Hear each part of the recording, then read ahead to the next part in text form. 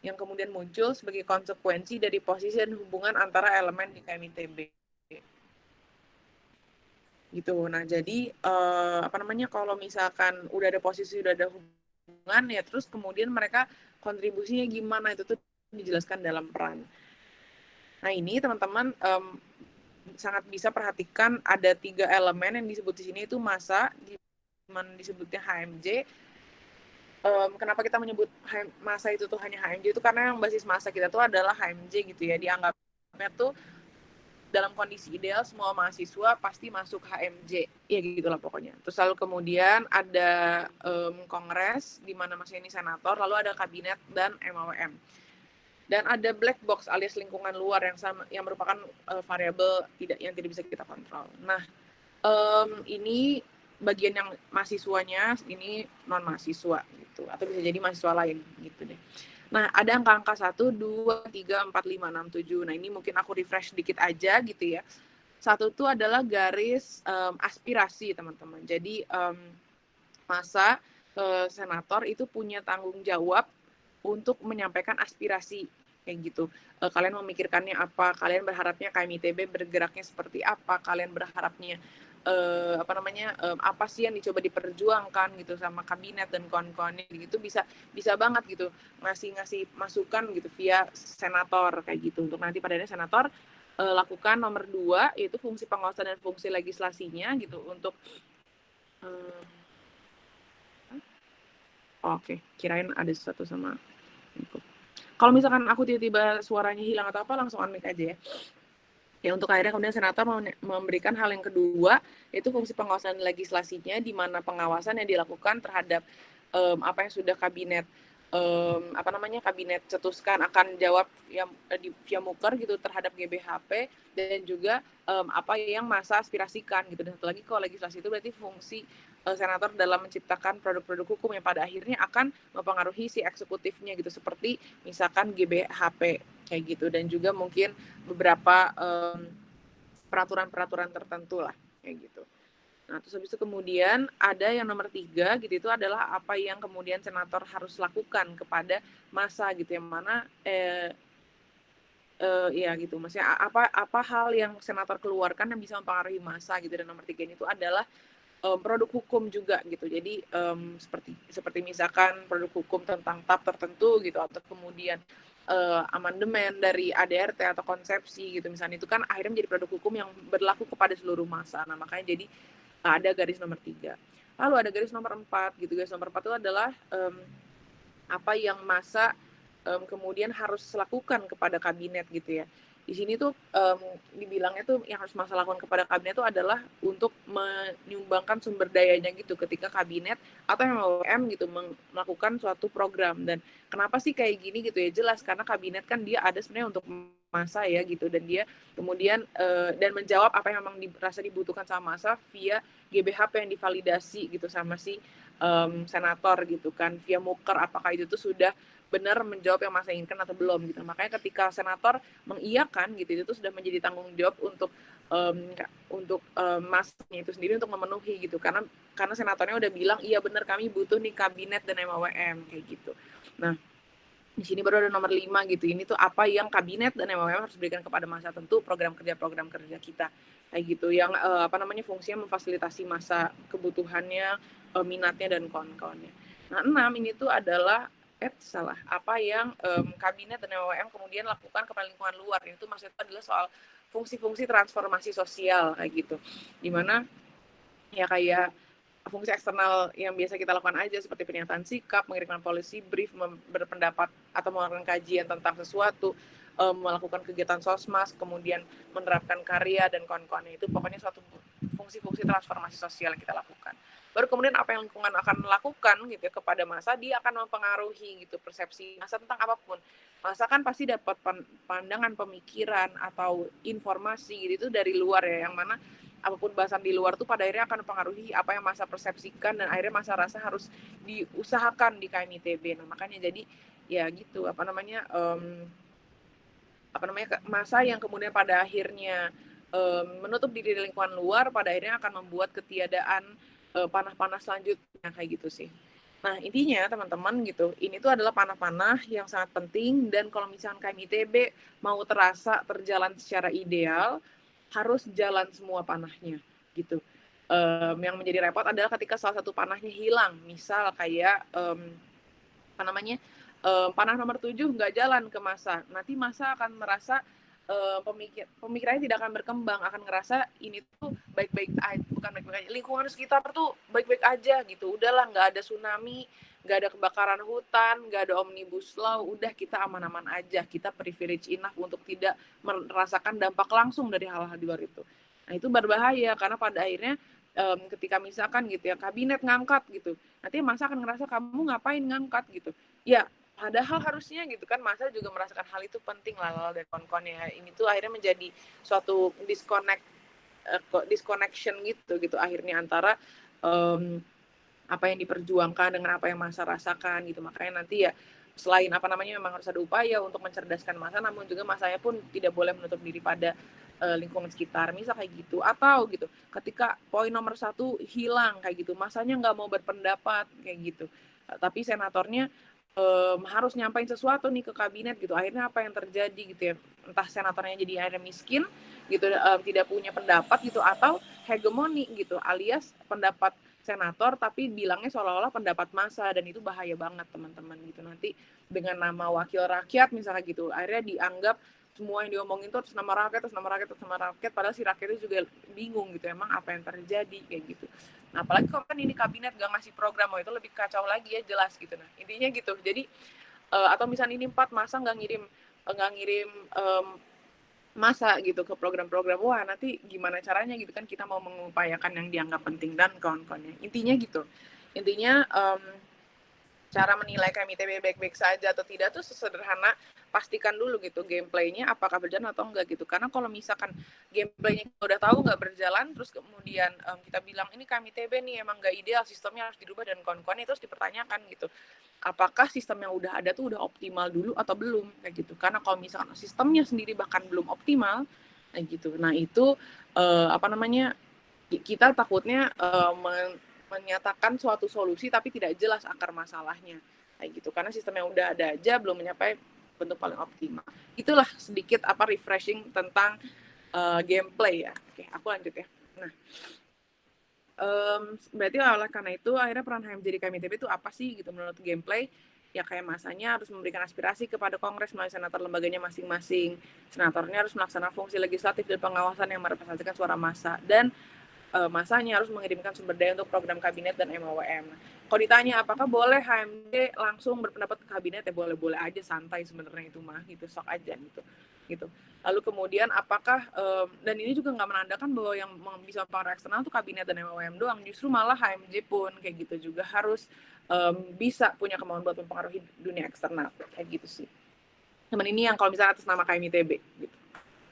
Oke, nah sekarang, oh ini sorry ada yang ke ini, si pembahasnya, oke nggak masalah. Sekarang aku akan mulai bahas yang bagian ini ya, 2, pentingnya adaptasi dalam organisasi. Oke, nah aku mau berangkat dari 3 pertanyaan dasar gitu. Pertama, untuk apa lembaga kamu diciptakan? Apa tantangan terbesar yang akan dihadapi lembaga kamu dalam kondisi dunia saat ini? Dan yang ketiga, apa dampak terburuk dari ketidakmampuan lembagamu menghadapi tantangan tersebut? Nah, buat 3 pertanyaan ini, kira-kira ada yang mau coba jawab nggak satu orang?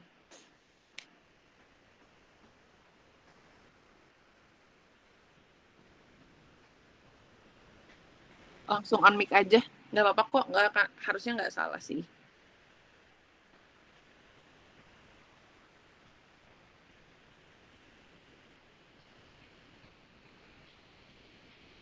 Halo,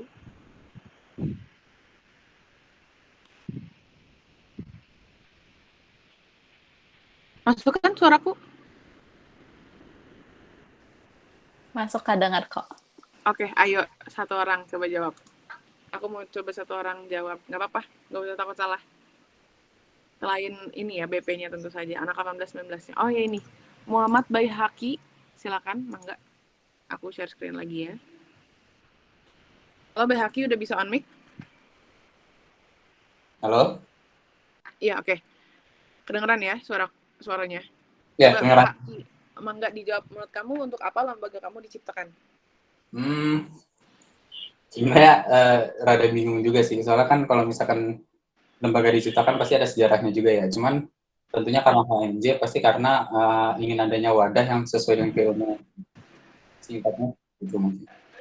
Oke. Lalu kalau misalkan tantangan terbesar yang akan dihadapi lembagamu dalam kondisi dunia saat ini apa menurutmu? Tantangan terbesar ya. Mungkin bagaimana bisa mempertahankan eksistensinya lembaga itu sendiri gitu loh, mempertahankan bahwa tujuan awal sama alasan awal itu dibangun masih relevan hingga sekarang. Oke. Kalau dampak terburuknya dari nggak mampu menghadapi tantangan tersebut? Ya tidak eksis lagi atau tidak. Oke, makasih Bay Haki. Nggak boleh dimatiin lagi mic-nya. Oke, benar. Jadi jawabannya Haki, tidak dipercaya, ditinggalkan, atau dianggap tidak relevan. Nah, maka dari itu ada suatu kepentingan gitu yang sangat penting, yaitu adalah untuk membuat organisasi itu bisa beradaptasi di masa-masa dunia yang bikin kita bingung akan benar, salah, baik, buruk, yang boleh diubah dan yang tidak boleh diubah. Makanya di sini aku memperkenalkan yang namanya konsep resilient kayak gitu. Nah, konsep resilient ini dikeluarkan karena adanya demand akan petunjuk atau framework yang bisa membuat suatu organisasi itu tetap mampu mempertahankan jati dirinya di kala tantangan semakin luar biasa. Jadi dan justru sebenarnya ketika ditanya sebenarnya buat apa lembagamu diciptakan gitu ya, dan jawabannya sebenarnya nggak yakin juga, nah itu tuh justru itu udah berbahaya banget teman-teman kayak gitu. Karena pasti ada alasan lembaga diciptakan kayak gitu, dan fakta bahwa kita kesulitan misalkan buat menjawab hal itu berarti ada diskoneksi gitu antara kita dengan sejarah kita, dengan akar kita gitu, dan itu menurutku ya nggak selalu salah lembaganya, tapi salah orang-orang yang bisa jadi kayak gitu. Oke, nah jadi apa sih sebenarnya resilient itu gitu ya? Nah resilient itu adalah kemampuan berkelanjutan dari suatu sistem, komunitas, atau masyarakat untuk memanfaatkan sumber daya yang tersedia untuk merespon, bertahan, dan pulih dari situasi yang merugikan. Apa sih parameter bisa ngerespon, bisa bertahan, dan bisa pulih? Menurutku adalah dia mampu tetap menjalankan substansi dasar atau jati diri kelompok tersebut, atau mungkin bahasanya esensi, atau kalau bisa aku tadi itu yaitu alasan utama they are exist in the first place kayak gitu ya. Yang resilient itu yang bisa tantangan apapun tetap jalan gitu si fungsinya. Nah, dan itu nggak akan pernah bisa terjadi kalau kita nggak tahu juga fungsi dasarnya apa gitu kan. Oke, nah preventing misperception. Kadang tuh orang ketika ngomongin resilience itu suka salah menurutku. Pertama, ada kata-kata kayak gini. Resilience when viewed from the point of view of an object is a characteristic of the object to return to its original shape after receiving a force. Penjelasannya maksudnya adalah ketika ada kata-kata return to its original shape itu bukan berarti resisten gitu ya, bukan berarti kalau misalkan kita biasanya kaderisasinya misalkan nunduk gitu, nah lagi online juga semuanya on Zoom tapi nunduk misalkan kayak gitu, bukan tentang itu gitu. Jadi resisten itu nggak boleh disimplifikasi sebagai upaya mempertahankan progresivitas metode, namun seharusnya sebagai upaya mempertahankan fungsi dasar atau jati diri, alias ya original shape-nya itu tuh maksudnya fungsinya, bukan metodenya. Kedua, resilient system withstand, respond to, and adapt more readily to shocks and stress to emerge stronger after tough times and live better in good times. Ini aku nggak tahu kenapa dia hilang tulisannya. Oke, sorry. Cuman itu, and live better in good times. Penjelasannya gimana? Jadi kadang orang ngerasa gitu ya, resilient tuh hanya perkara mampu bertahan diri saat ini, kondisi sekarang, tantangan sekarang. Tapi enggak sebenarnya. Orientasi dia itu juga adalah masa depan gitu. Dia selalu berpandangan bahwa ya ini tuh bukan hanya gue bisa menghadapi tantangan masa kini, tapi juga segala tantangan gitu. Berarti kemungkinan tantangan dari masa depan pun. Jadi dia sangat peduli sama sustainability, sama legacy dan kawan-kawannya. Oke, nah lalu kemudian emangnya urgensi resiliensi apa gitu ya? Ada dua. Kita harus mempertahankan fungsi dasar atau jati diri organisasi kita, kayak gitu. Jangan sampai kita bubarkan atau kita ubah segala macam gitu, tapi kita nggak ngerti sebenarnya dia tuh ada di tempat di awal tuh buat apa gitu, dan kita akhirnya menyelesaikan masalah-masalahnya sifatnya tuh hanya symptoms dan metode banget gitu sifatnya gitu, padahal ya balik lagi gitu, metode itu harusnya boleh berubah-berubah. Nah itu pertama, dan yang kedua menghadapi dunia VUCA. Nah di sini terkait mempertahankan fungsi atau jati diri organisasi yang mungkin teman-teman belum paham gitu ya, atau sudah paham. Ada 3 orientasi dasar dari semua organisasi di KMITB gitu, dan juga KMITB sebagai suatu ekosistem secara keseluruhan. Yang pertama, dia harus jadi tempat yang memfasilitasi memfasilitasi pengembangan diri. Yang kedua, dia harus jadi tempat yang mampu menjadi wadah untuk perwujudan karya nyata mahasiswa dalam perjuangan menata kehidupan bangsa, alias jadi wadah yang memfasilitasi social impact. Dan yang ketiga, dia jadi wadah yang bisa memenuhi kebutuhan dasar. Itu fungsi dasar dari semua organisasi yang ada di KMITB. Mungkin teman-teman bisa buka mukadimah teman-teman lagi juga gitu. Itu artinya gitu, ini tuh seminimal-minimalnya gitu. Himpunan tuh seminimal-minimalnya harus merasa bahwa alasan dia ada di sini haruslah karena 3 hal ini gitu. Alasan dia ada gitu. Ya kalau misalnya skalanya Nimfea gitu, berarti udah jelas gitu untuk memenuhi kebutuhan dasar anggota Nimfea seminimal-minimalnya, lalu jadi wadah pengembangan diri anggota Nimfea seminimal-minimalnya, dan juga jadi wadah perwujudan karya nyata anggota-anggota Nimfea kepada dunia eksternal kayak gitu. Sehingga salah banget ya kalau misalkan nanti dibilang lu jadi kahim terus orientasi lu gimana, gue internal banget sih, gue eksternal banget, silakan pilih guys. Nggak boleh, karena orientasi dasarnya juga harus imbang antara internal dan eksternal kayak gitu. Nah ini yang dasarnya banget kayak gitu. Nah, namun aku percaya bahwa semua organisasi itu akhirnya punya fungsi spesifik lagi gitu yang memang membuat dia tuh beda dibandingkan yang lain kayak gitu. Nah bahkan di internal KMITB, walaupun kita sudah punya orientasi dasar yang kita seragamkan satu KMITB kayak gitu. Nah, kalau kabinet ada 3 teman-teman gitu, yang ini non redundan bahasaku, jadi nggak dimiliki lembaga lain dan berarti harus sama kabinet dipenuhin gitu. Yang pertama, memperjuangkan pemenuhan kebutuhan dasar seluruh mahasiswa. Yang kedua, melaksanakan kaderisasi terpusat untuk seluruh TPB. Dan yang ketiga, melakukan pengatasnamaan KMITB terhadap isu eksternal. Ini 3 hal yang memang fungsinya tuh ada di kabinet gitu. Nah, maka dari itu, teman-teman juga harus coba cari tahu apa sih yang memang ada di Nimfea doang juga, selain 3 hal yang umum ini. Gitu. Dan aku rasa sih nanti jawabannya akan ngarah ke keilmuan. Oke. Nah, sekarang yang kedua, tentang menghadapi dunia VUCA gitu ya. Menghadapi dunia VUCA. VUCA itu suatu term gitu, teman-teman, suatu framework lebih tepatnya yang digunakan untuk menganalisis tipe masalah yang ada di dunia. Masalah itu ada yang jadi volatile, uncertain, kompleks, dan juga ambigu. Nah, dan ya ada artikelnya gitu di HBR yang menyatakan bahwa masalah volatile itu harus butuh penanganan gini, uncertain gini, kompleks gini, dan ambigu gini. Kayak contohnya masalah ambigu tuh dia membutuhkan berarti banyak ekspor kayak gitu, biar nggak ada lagi yang ambigu gitu kan, maksudnya kayak cukup jelaskan kayak gitu. Nah, lalu dari mana sebenarnya dunia VUCA ini keluar gitu termnya? Dunia VUCA tuh muncul karena orang tuh sekarang menganggap bahwa masalah tuh tidak ada kecondongan mayoritas sifatnya ke arah mana gitu. Kayak sekarang tuh kita tidak dihadapi dunia yang uncertain doang gitu, atau dunia ambigu doang gitu. Tapi sekarang kita tuh dihadapi dunia yang masalahnya tuh banyak banget, dan dia tuh semua jenis tuh ada kayak gitu. Makanya jadi untuk menggambarkan kechaosan itu kita disebut sekarang lagi ada di dunia VUCA kayak gitu. Nah, contoh-contohnya gitu ya, kalau misalnya teman-teman mau tahu gitu, misalkan kayak volatile tuh ketidakstabilan kan berarti gitu. Nah, itu tuh berarti kayak misal kalau misalnya di internal KMITB tuh kayak, atau di internal kabinet aja ya sebagai organisasi gitu, aku misalkan kayak yang volatile tuh mood Menkomenteri gitu, misalkan bisa tiba-tiba ingin mengundurkan diri di tengah jalan, tuh volatile banget kayak gitu. Atau kalau misalnya di eksternalnya apa, teman-teman nanti bisa analisis sendiri. Lalu kemudian iya gitu misalnya, atau kemudian yang kedua uncertainty gitu, ketidakpastian gitu misalkan gitu. Apa yang ketidakpastian yang dekat banget di lingkungan internal KMITB, jelas banget keputusan rektorat gitu kan, benar-benar berubah-ubah gitu, lalu di saat bersamaan keluarnya lama juga, sehingga akhirnya kita mau ngambil langkah yang tegas itu jadi susah juga, karena mereka lama sekali untuk sampai ke keputusan yang akhirnya fix, misal seperti itu.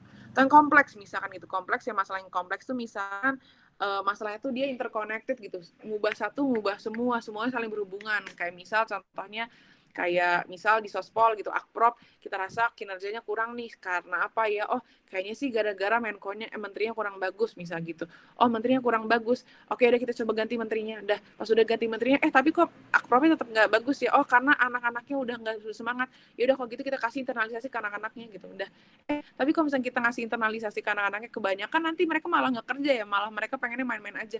Nah ya udah kalau gitu kita coba komunikasi ke masa misalkan gitu, bilang ke masa, maaf ya Akpropnya lagi butuh ini menurutku walaupun bodoh misalnya gitu ya, lagi butuh internalisasi dulu, jadi mungkin akan on hold beberapa ini gitu. Nanti masa bilang, oh yaudah kalau gitu itu salah menterinya, kalau gitu menterinya ganti ya. Jadi ada muter-muter lagi gitu. Bisa seperti itu gitu. Atau kayak masalah internal himpunan gitu, apa misalkan biasanya partisipasi massa kurang gitu, oke gitu. Karena apa itu? Karena prokernya kurang bagus. Oke, prokernya kurang bagus. Terus nanti karena apa? kenapa bisa perawakannya kurang bagus? Karena BP-nya kurang bagus gitu. Misalkan kayak gitu. Oh ya udah kalau gitu berarti mungkin nanti si kadifnya ada yang harus di reshuffle. Oke, nah kadifnya udah di reshuffle. Ternyata masih nggak, ternyata ketika kadifnya di reshuffle malah apa? Malah trust issue gitu ke si anak-anak staff-staff di bawahnya. Oh gitu, gimana? Akhirnya kita coba internalisasi. Wah gitu. Wah semuanya aja nanti kena. Sampai akhirnya orang bingung. Jadi sebenarnya tuh gue kalau mau nyelesain masalah ini dari mana sih, bingung juga.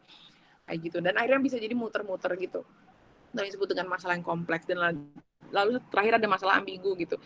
Ini apa ya, kayak ambigu tuh unknown, penuh ketidaktahuan, tidak ada presiden. Itu contohnya adalah kayak menjalankan organisasi di kala pandemi sekarang gitu ya. Mana menurutku tapi untuk zaman-zaman sekarang udah enggak sih, karena kalian kan udah akan jadi angkatan kedua yang menjalankan organisasi di kala pandemi. Oke, nah jadi untuk menghadapi dua masalah tadi gitu teman-teman gitu, ini yang tadi aku contohin tuh hanya fuka internal, masih ada fuka eksternal gitu.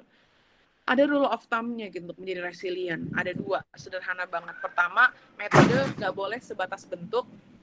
Yang satu lagi, metode tidak boleh terbatas bentuk.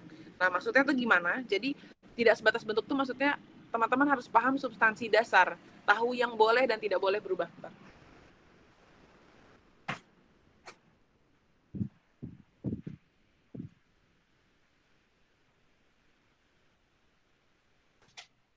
Oke, aku lanjut ya. Karena gini, di dalam KMITB itu kadang kita tuh menafsirkan suatu definisi dari suatu hal dan urgensi dari suatu hal tuh berdasarkan metode gitu. Padahal metode ya hanya metode gitu, kayak OSJUR tuh bukan forum Dunlap-nya yang bikin OSJUR jadi OSJUR, tapi exchange of knowledge-nya kayak gitu. Misalkan berusaha upaya penanaman profilnya itu yang disebut OSJUR, tapi forum Dunlap itu hanya salah satu metode kayak gitu. Nah, maka dari itu ya kita harus selalu tahu gitu kalau ngapa-ngapain tuh dasarnya apa sih kayak gitu. Dan makanya harus perlu ada proses rethinking mengenai alasan eksistensi seluruh kegiatan dan tujuannya sehingga selalu relevan terhadap kondisi zaman. Karena yang kedua gitu, metode tidak boleh terbatas bentuk gitu, harus punya referensi untuk menyesuaikan diri. KMITB terus eksploratif dan terbuka terhadap berbagai metode untuk mengembangkan dirinya sendiri gitu ya. Jadi ya apa namanya, kadang tuh yang membuat susah dari KMITB sendiri itu adalah karena dia gimana bahasanya ya, mungkin dia tidak benar-benar punya bukan KMITB lah, organisasi gitu ya, dia tuh nggak benar-benar punya ilmunya gitu. Misalkan dia tahu bahwa organisasi OSJUR-nya tuh udah nggak relevan sebenarnya gitu. Nah, tapi dia tuh nggak tahu cara menjalankan OSJUR yang lain. Jadi ya mau nggak mau dia menjalankan OSJUR-nya dengan cara seperti itu. Nah itu loh, jangan sampai akhirnya ilmu kita tuh batas dan membuat kita tuh jadinya walaupun udah punya political will tapi nggak bisa ngubah. Nah itu bahaya banget. Makanya jadi harus terus kita juga punya pengetahuan gitu, harus terus kita punya referensi. Nah gitu sih. Nah dan sebenarnya tuh untuk menjadi resilient itu tuh banyak banget sih jalannya gitu. Ada 1000 jalan menuju Roma. Cuman menurutku kenapa ini akhirnya hal yang harus diangkat gitu ya, dengan si metode tidak sebatas bentuk ini menjadi cikal bakal integratif dan metode tidak terbatas bentuk ini menjadi cikal bakal adaptif gitu. Itu karena ini yang memang relevan di KMITB-nya gitu. Jadi 1000 jalan menuju Roma ini jalan paling prioritas menuju Romanya kasarnya gitu. Karena ya apa namanya, konteks KMITB-nya sendiri gitu. Kita hidup di tengah organisasi yang udah masuki fase stabil dan sulit mendisrupsi diri gitu. Kalau misalkan nggak punya pola pikir seperti ini. Dan kita soalnya kadang termakan patron pada best practice dan juga beban sejarah. Nah maka dari itu ya ini jalan paling menurutku ya paling cocok sama konteks KMITB-nya untuk menjadi resilient. Oke, nah sekarang kita langsung ke bab 3 tentang tools atau metode membangun organisasi resilient. Nah, jadi ya definisi resiliensi organisasi dulu sendiri itu adalah properti suatu organisasi dalam mengantisipasi, mempersiapkan, menanggapi, dan beradaptasi terhadap suatu rangsangan. Organisasi yang kuat itu harus bisa berpijak atas kakinya sendiri. Konsepsi pun udah bilang bahwa organisasi itu harus jadi alat ampuh untuk membentuk visi dan menjawab tantangan masa depan gitu dan masa kini tentu saja, sehingga punya 3 karakter gitu harusnya organisasi itu adaptif, fleksibel, dan terbuka. Nah karakteristiknya seperti apa gitu ya, di sini tuh aku dan teman-teman di kabinet tuh mengambil ada 7 nilai dari Ernst & Young tentang organisasi resilient. Dia tuh harus reflektif gitu ya, dia harus mawas diri, continuous improvement, ada upaya feedback juga gitu untuk bisa selalu mendengar dan mawas diri gitu. Lalu harus resourceful, alias dia harus punya sumber daya yang pada akhirnya bisa membantu dia menjalankan yang dianggap penting, entah itu data, manusia, maupun dana gitu. lalu kemudian inklusif gitu ya, ada shared vision and goals gitu, membuat orang-orang merasa ini memang hal yang penting untuk diperjuangkan dan mau memperjuangkannya gitu, lalu integrated gitu, terkoordinasi dengan baik, terkomunikasikan dengan baik gitu, lalu bisa ya gitulah ya pokoknya, tapi ini integratednya agak beda sama yang aku gitu, tapi nggak masalah. Nah lalu kemudian ada robust gitu, robust ini maksudnya tuh jadi ya sistemnya tuh jelas asal keberadaannya kayak gitu, strukturnya juga jelas, peruntukannya, administrasinya juga jelas gitu, sehingga dianggap itu kokoh, robust gitu. Lalu redundan maksudnya tuh jadi ada banyak plan cadangan gitu, seperti misalkan OKR kita yang strateginya ada banyak banget gitu dan bisa dirubah-rubah terus, nggak hanya berjalan dengan satu plan doang gitu, lalu fleksibel gitu kan, udah cukup jelas. Nah setelah dikaji lebih lanjut gitu, akhirnya Kementerian Pengembangan Infrastruktur Lembaga di bawah kabinet tuh menyatakan bahwa kalau misalnya kita mau sederhanakan ya, organisasi yang resilient gitu itu tuh dia adaptif dan resourceful sifatnya kayak gitu. Dia kalau adaptif itu paham kondisi eksternal yang berpengaruh terhadap organisasi, paham kondisi internal, dan juga dapat memberikan respon yang tepat gitu, di mana paham-paham kondisi ini tuh integratif gitu ya maksudnya gitu, sebegitu bersatu sama lingkungan sampai bisa relate sama lingkungan itu sendiri, dan lingkungan juga menerima dia sebagai pihak yang memang bisa merepresentasikan suaranya dengan baik kayak gitu. Dan resourceful gitu, mampu mengoptimalkan perkembangan organisasi berdasarkan sumber daya internal yang dimiliki. Nah, dan cara mencapai ke sana itu ada di bit.ly ini gitu. Nanti teman-teman bisa baca aja. Nah, gimana sih sebenarnya kondisi resiliensi HMJ dan UKM di KMITB gitu ya? Mungkin teman-teman penasaran. Ini yang udah bagus ya, mungkin kayak efisiensi kerjanya naik, cuman semangatnya turun.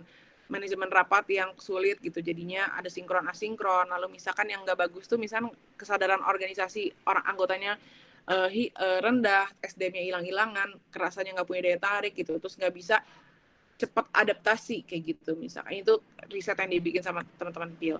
Dan pada akhirnya apa? Jabatan kosong, program kerja nggak berjalan dengan lancar, relevansi sama anggota yang dipertanyakan, substansi dasarnya orang-orang nggak paham, banyak target nggak tercapai, gitulah kondisinya. Nah, jadi gimana bisa sampai ke sana, teman-teman? Nah, ini tuh teorinya dulu aja ya. Teorinya tuh pertama tuh teman-teman harus tahu framework organizational development, di mana kita harus melakukan 3 hal ini dulu. Pertama, lakukan diagnosa, kemudian desain intervensinya dari hasil diagnosa tersebut, dan lakukan change management. Dan ini penting banget. Ini harus bagus, ini harus efektif, dan yang ini harus diagendakan kayak gitu. Nah, jadi untuk yang organizational diagnosis dulu gitu, pertama ya pahami dulu tujuan secara substansial gitu. Emang kenapa ini organisasi ada gitu, baca deh dokumen-dokumen terdahulu, wawancara dan diskusi sama pendahulu, cari tahu reasoningnya juga, kalian kajian sendiri dan kawan-kawannya, jangan, biar teman-teman tahu mana yang boleh berubah, mana yang tidak boleh berubah, mana yang harus dipertahankan, mana yang boleh tidak dipertahankan kayak gitu.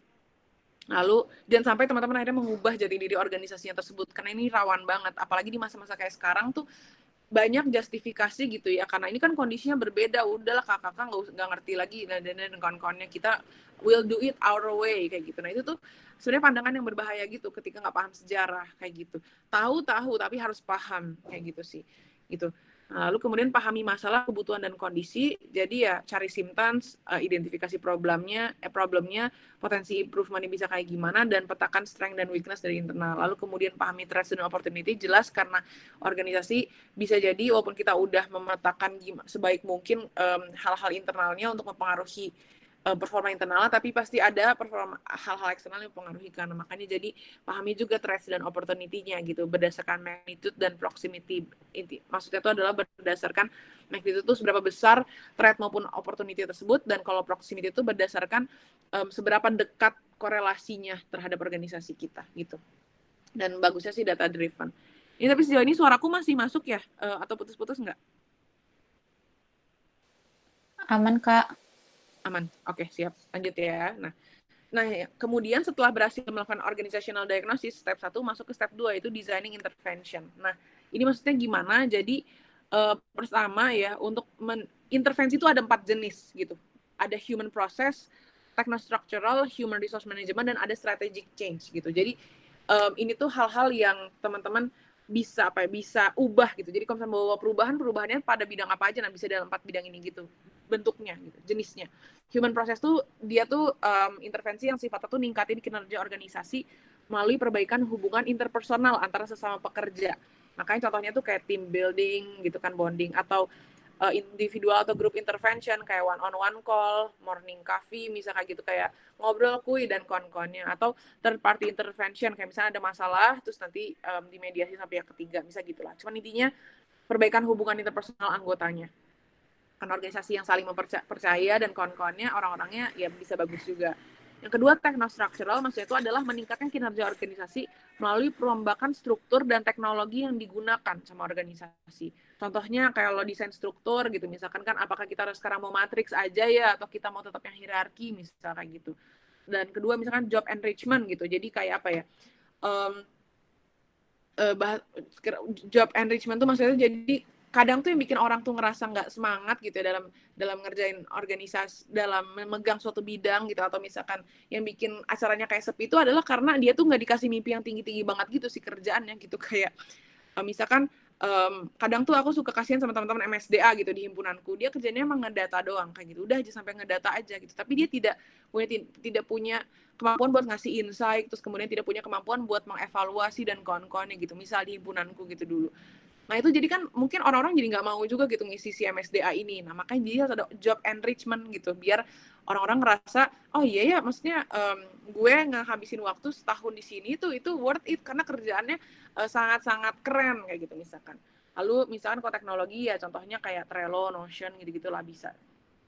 Nah, terkait human resource management gitu ya, intervensinya tuh bisa, tujuannya itu adalah meningkatkan kinerja organisasi melalui peningkatan kualitas talent atau individu dalam organisasinya. Contohnya ya performance developing talent kayak ngasih sekolah gitu kan, udah cukup jelas gitu. Lalu kemudian performance management, maksudnya jadi kayak apa ya, kita nggak hanya kasih tugas tapi juga kita tuh memberi feedback gitu pada si orang-orang. Kita pastikan bahwa kita tuh peduli sama dia dan kita tuh nggak hanya mandang kerjaan dia yang penting jadi, tapi kita juga sangat peduli biar dia bisa bekerja bagus gitu loh. Makanya jadi akhirnya ada misalkan meet one on one untuk goal setting gitu, atau kemudian ada kayak ngasih feedback, kamu udah gini, aku notice kamu berusaha begini dan kawan-kawannya, reward system, performance appraisal gitu lah. Intinya pada akhirnya bikin orang tuh ngerasa ya gue worth it kalau gue mengusahakan hal baik di organisasi ini karena di notice kayak gitu.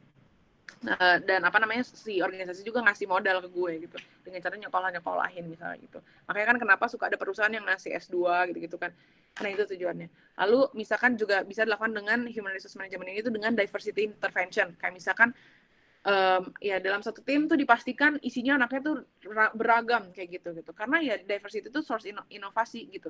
Ajak orang beda pendapat, ajak orang beda pandangan mungkin, tapi jangan sampai ajak orang beda mimpi, itu susah namanya gitu. Tapi di beda cara pikir itu nggak masalah gitu. Kayak di kabinet tuh aku mastiin banget biar teknik ring satunya gitu ya, tekniknya ada, SBM ada, FSRD ada gitu. Jadi biar kalau lagi debat tuh seru, lagi bahas sesuatu tuh seru gitu, karena si ini nggak setuju, si ini setuju, nanti si ini ngasih ide baru, dia bisa ikut event dari mana gitu, dan itu mantap banget sih menurutku.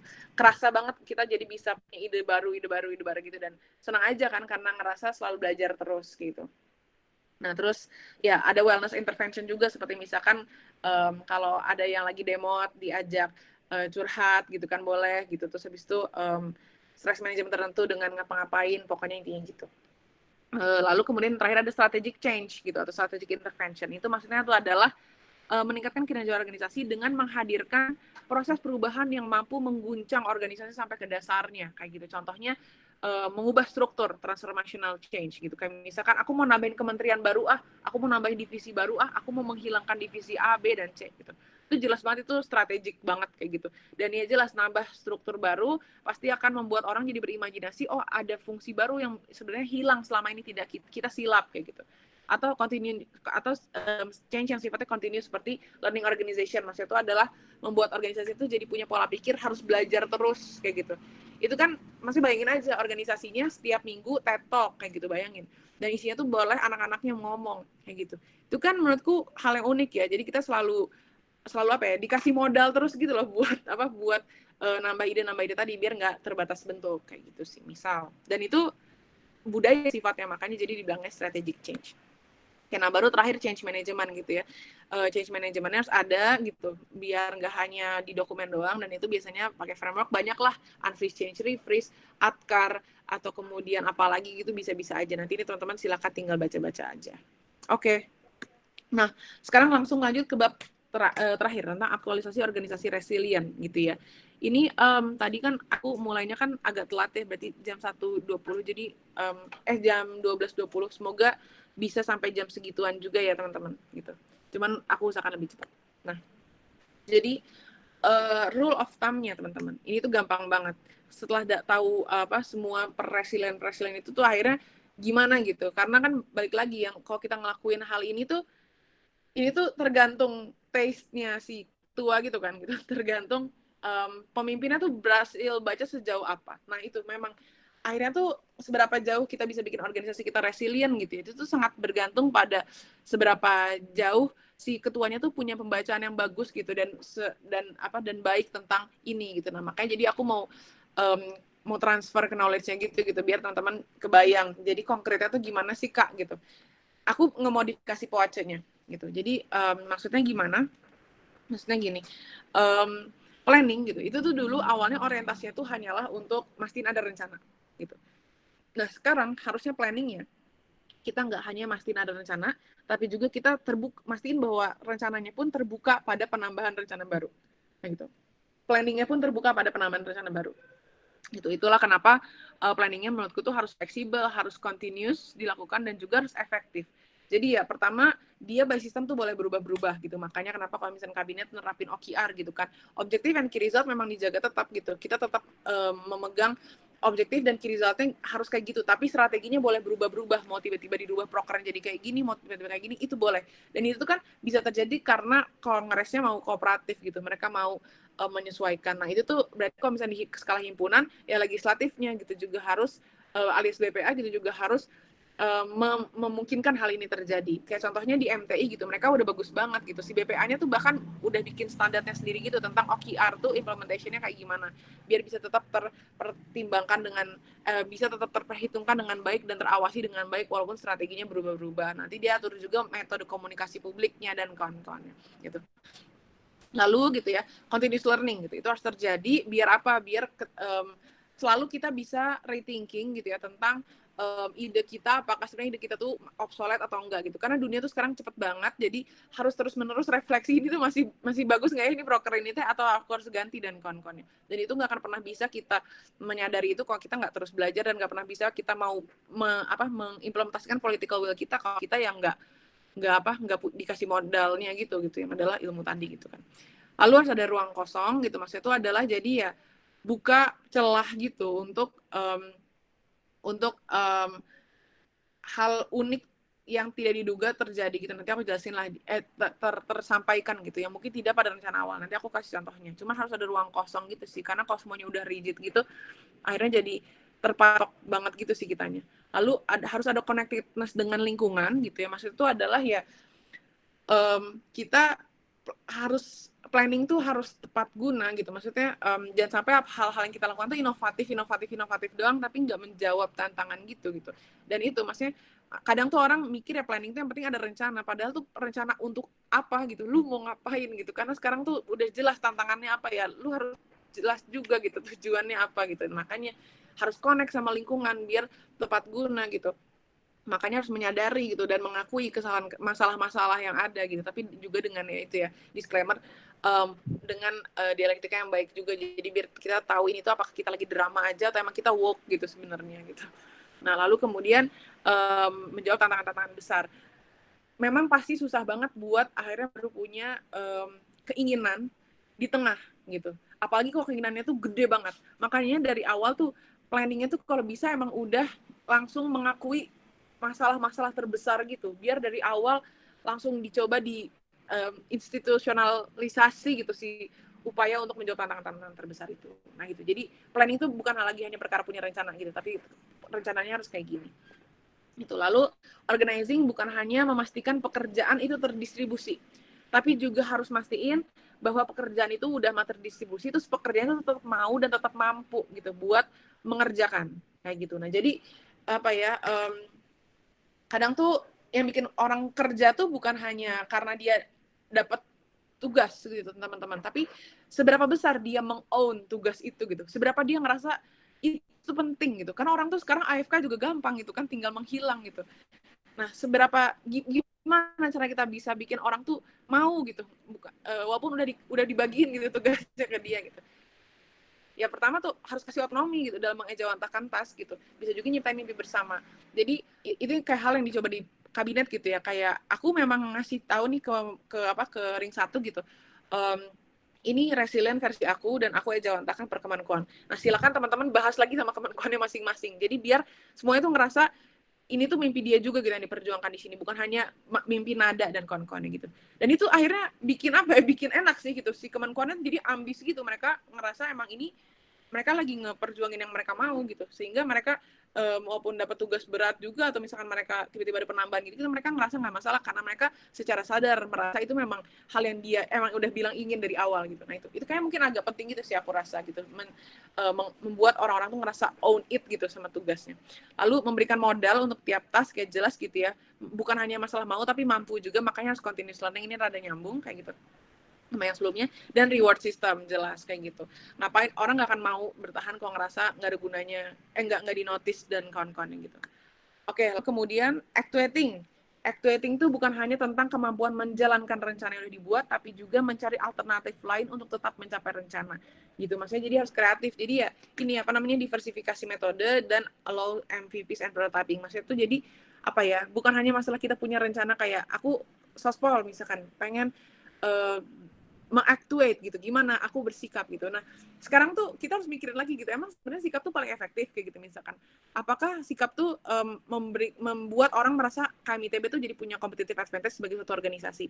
Enggak. Oh ya udah, kalau gitu berarti harus ada bentuk diversifikasi, bentuk gerakannya nggak bisa sikap doang sekarang, kayaknya harus apa misalkan policy brief gitu-gitu. Nah, gitu loh. Nanti itu aku jelasin sih di belakang. Cuman gitu, kadang tuh apa ya, actuate tuh hal-hal yang kita pikir memang bakal berhasil di awal gitu, itu ternyata nggak berhasil. Nah gitu, makanya harus banyak coba-coba cara-cara lain.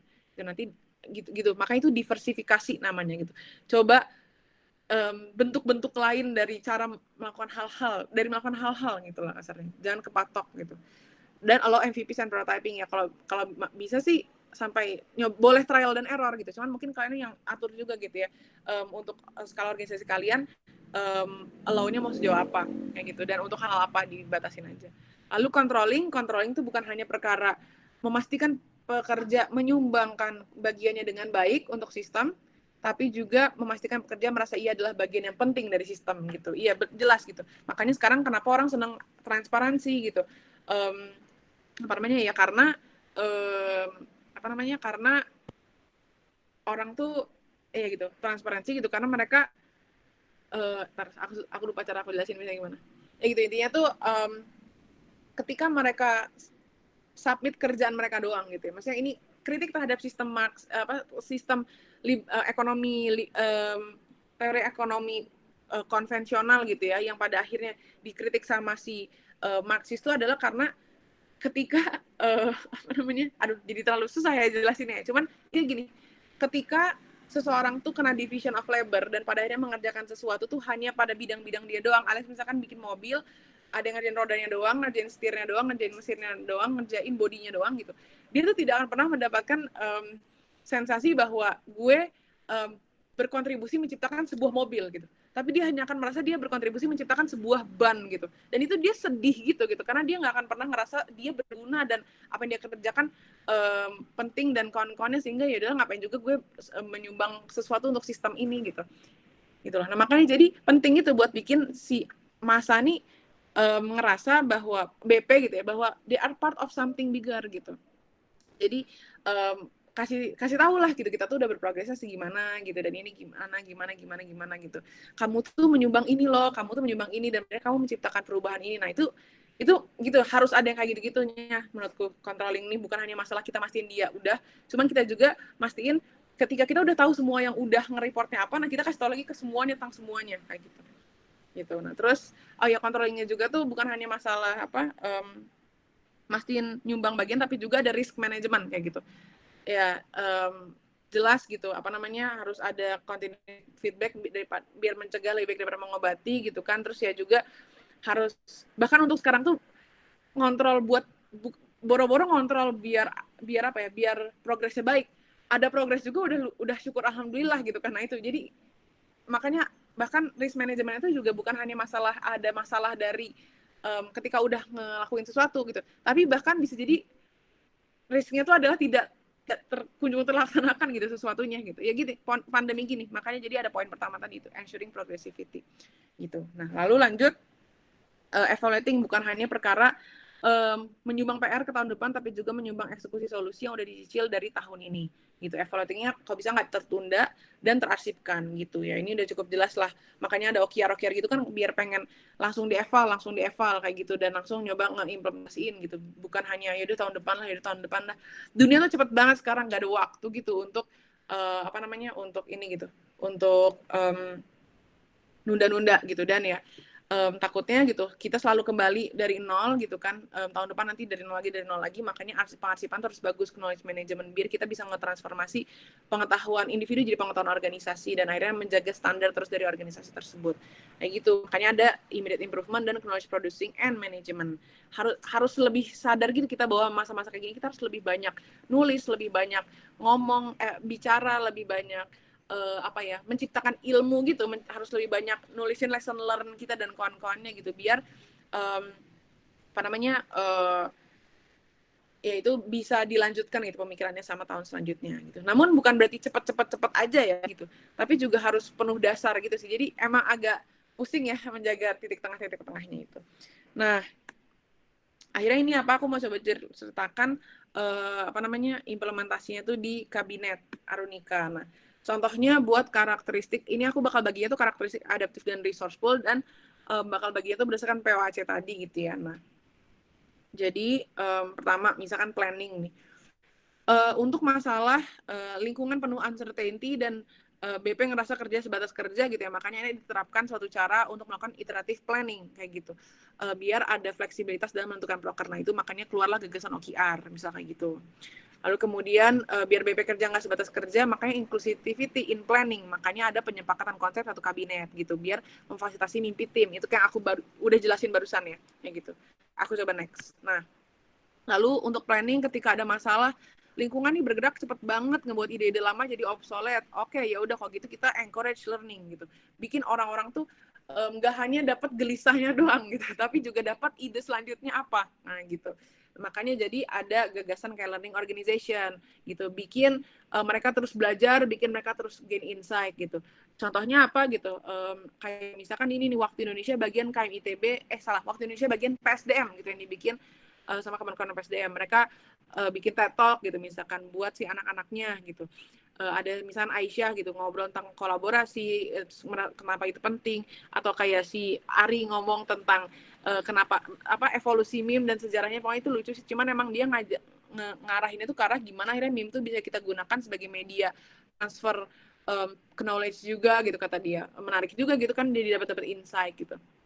Atau kayak kalau misalnya teman-teman lihat di ITB di IG-nya Intip Kabinet tuh lagi ada sayembara Arunika Talks gitu. Itu intinya tuh emang kita pengen bikin anak-anak kabinet tuh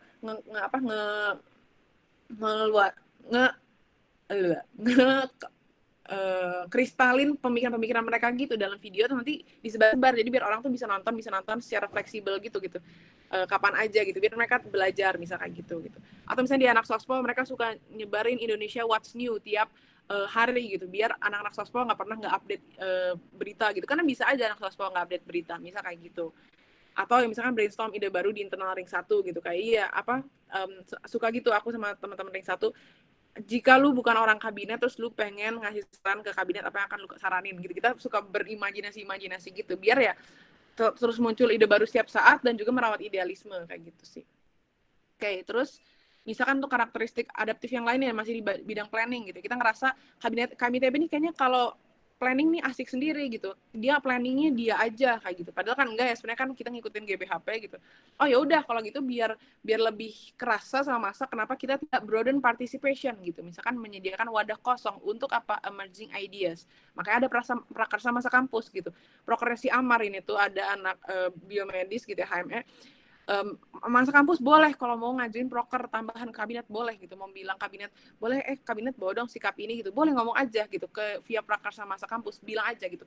Cuma dengan cara si anaknya mau mempertanggungjawabkan ajuannya, jadi dia mau jadi bagian dari ajuan dia juga, nah gitu. Jadi ya biar open submission proker dan inklusif gitu. Atau kayak ada forum penyelesaian arah gerak gitu di awal gitu, itu kan nambah banget tuh, banyak banget akhirnya hal-hal yang masa inginkan yang kita tambah kayak gitu, dengan harapan ya sebenarnya itu bukan hanya broaden participation ya, cuman juga karena topiknya tentang defining our resilience ya, jadi kita akhirnya bisa kuat bareng-bareng, capacity building serentak kayak gitu. Tapi ya itu merata-merata gitulah gitu, nggak asik sendiri kayak gitu. Atau misalkan waktu Indonesia bagian KMITB gitu, sebenarnya tuh talk ini tuh bisa dimanfaatkan buat ya membumikan isu gitu, atau kemudian ngomongin hal-hal yang kayaknya lagi jadi pemikiran bersama gitu, biar ya lagi-lagi gitu broaden participation gitu, yang gelisah-gelisah nggak hanya yang atas-atas, nggak hanya yang bidang-bidangnya masing-masing, tapi semuanya ikutan kayak gitu misal. Lalu misal adaptif lagi untuk masalah planning, masa yang coba dijawab KMITB ini kayaknya disconnected sama lingkungan gitu, analisisnya data sekunder semua misal kayak gitu, atau kita iya gitu, misalkan bacanya berita doang gitu, atau misalkan lihat datanya dari ini doang, atau kemudian ya gitu bacanya buku gitu-gitu aja gitu. Nah, ya udah kita harus opening extra eyes gitu. Misalkan kayak gimana sekarang tuh si Kementerian R&D beneran bikin riset gitu di bawah KPSK gitu. Dia beneran pengen banget dia yang mendulang isu secara langsung dari lapangan, terus nanti dia lempar gitu ke masa. Ayo masa gimana nih, gue udah berhasil baca ini dan ini, gue udah menggunakan teori menggunakan sudut pandang gue sendiri dan konnya gitu, biar akhirnya bisa dirubah jadi gerakan Sosmas, bisa dirubah jadi gerakan Karinov kayak gitu. Jadi biar kita nggak hanya apa ya udah bikin yuk gitu, tapi nggak jelas konteksnya apa gitu, tapi bener udah ada nih lembaga yang udah ada bagian di kabinet yang beneran ngeinvestigasi langsung ke lapangan misal kayak gitu.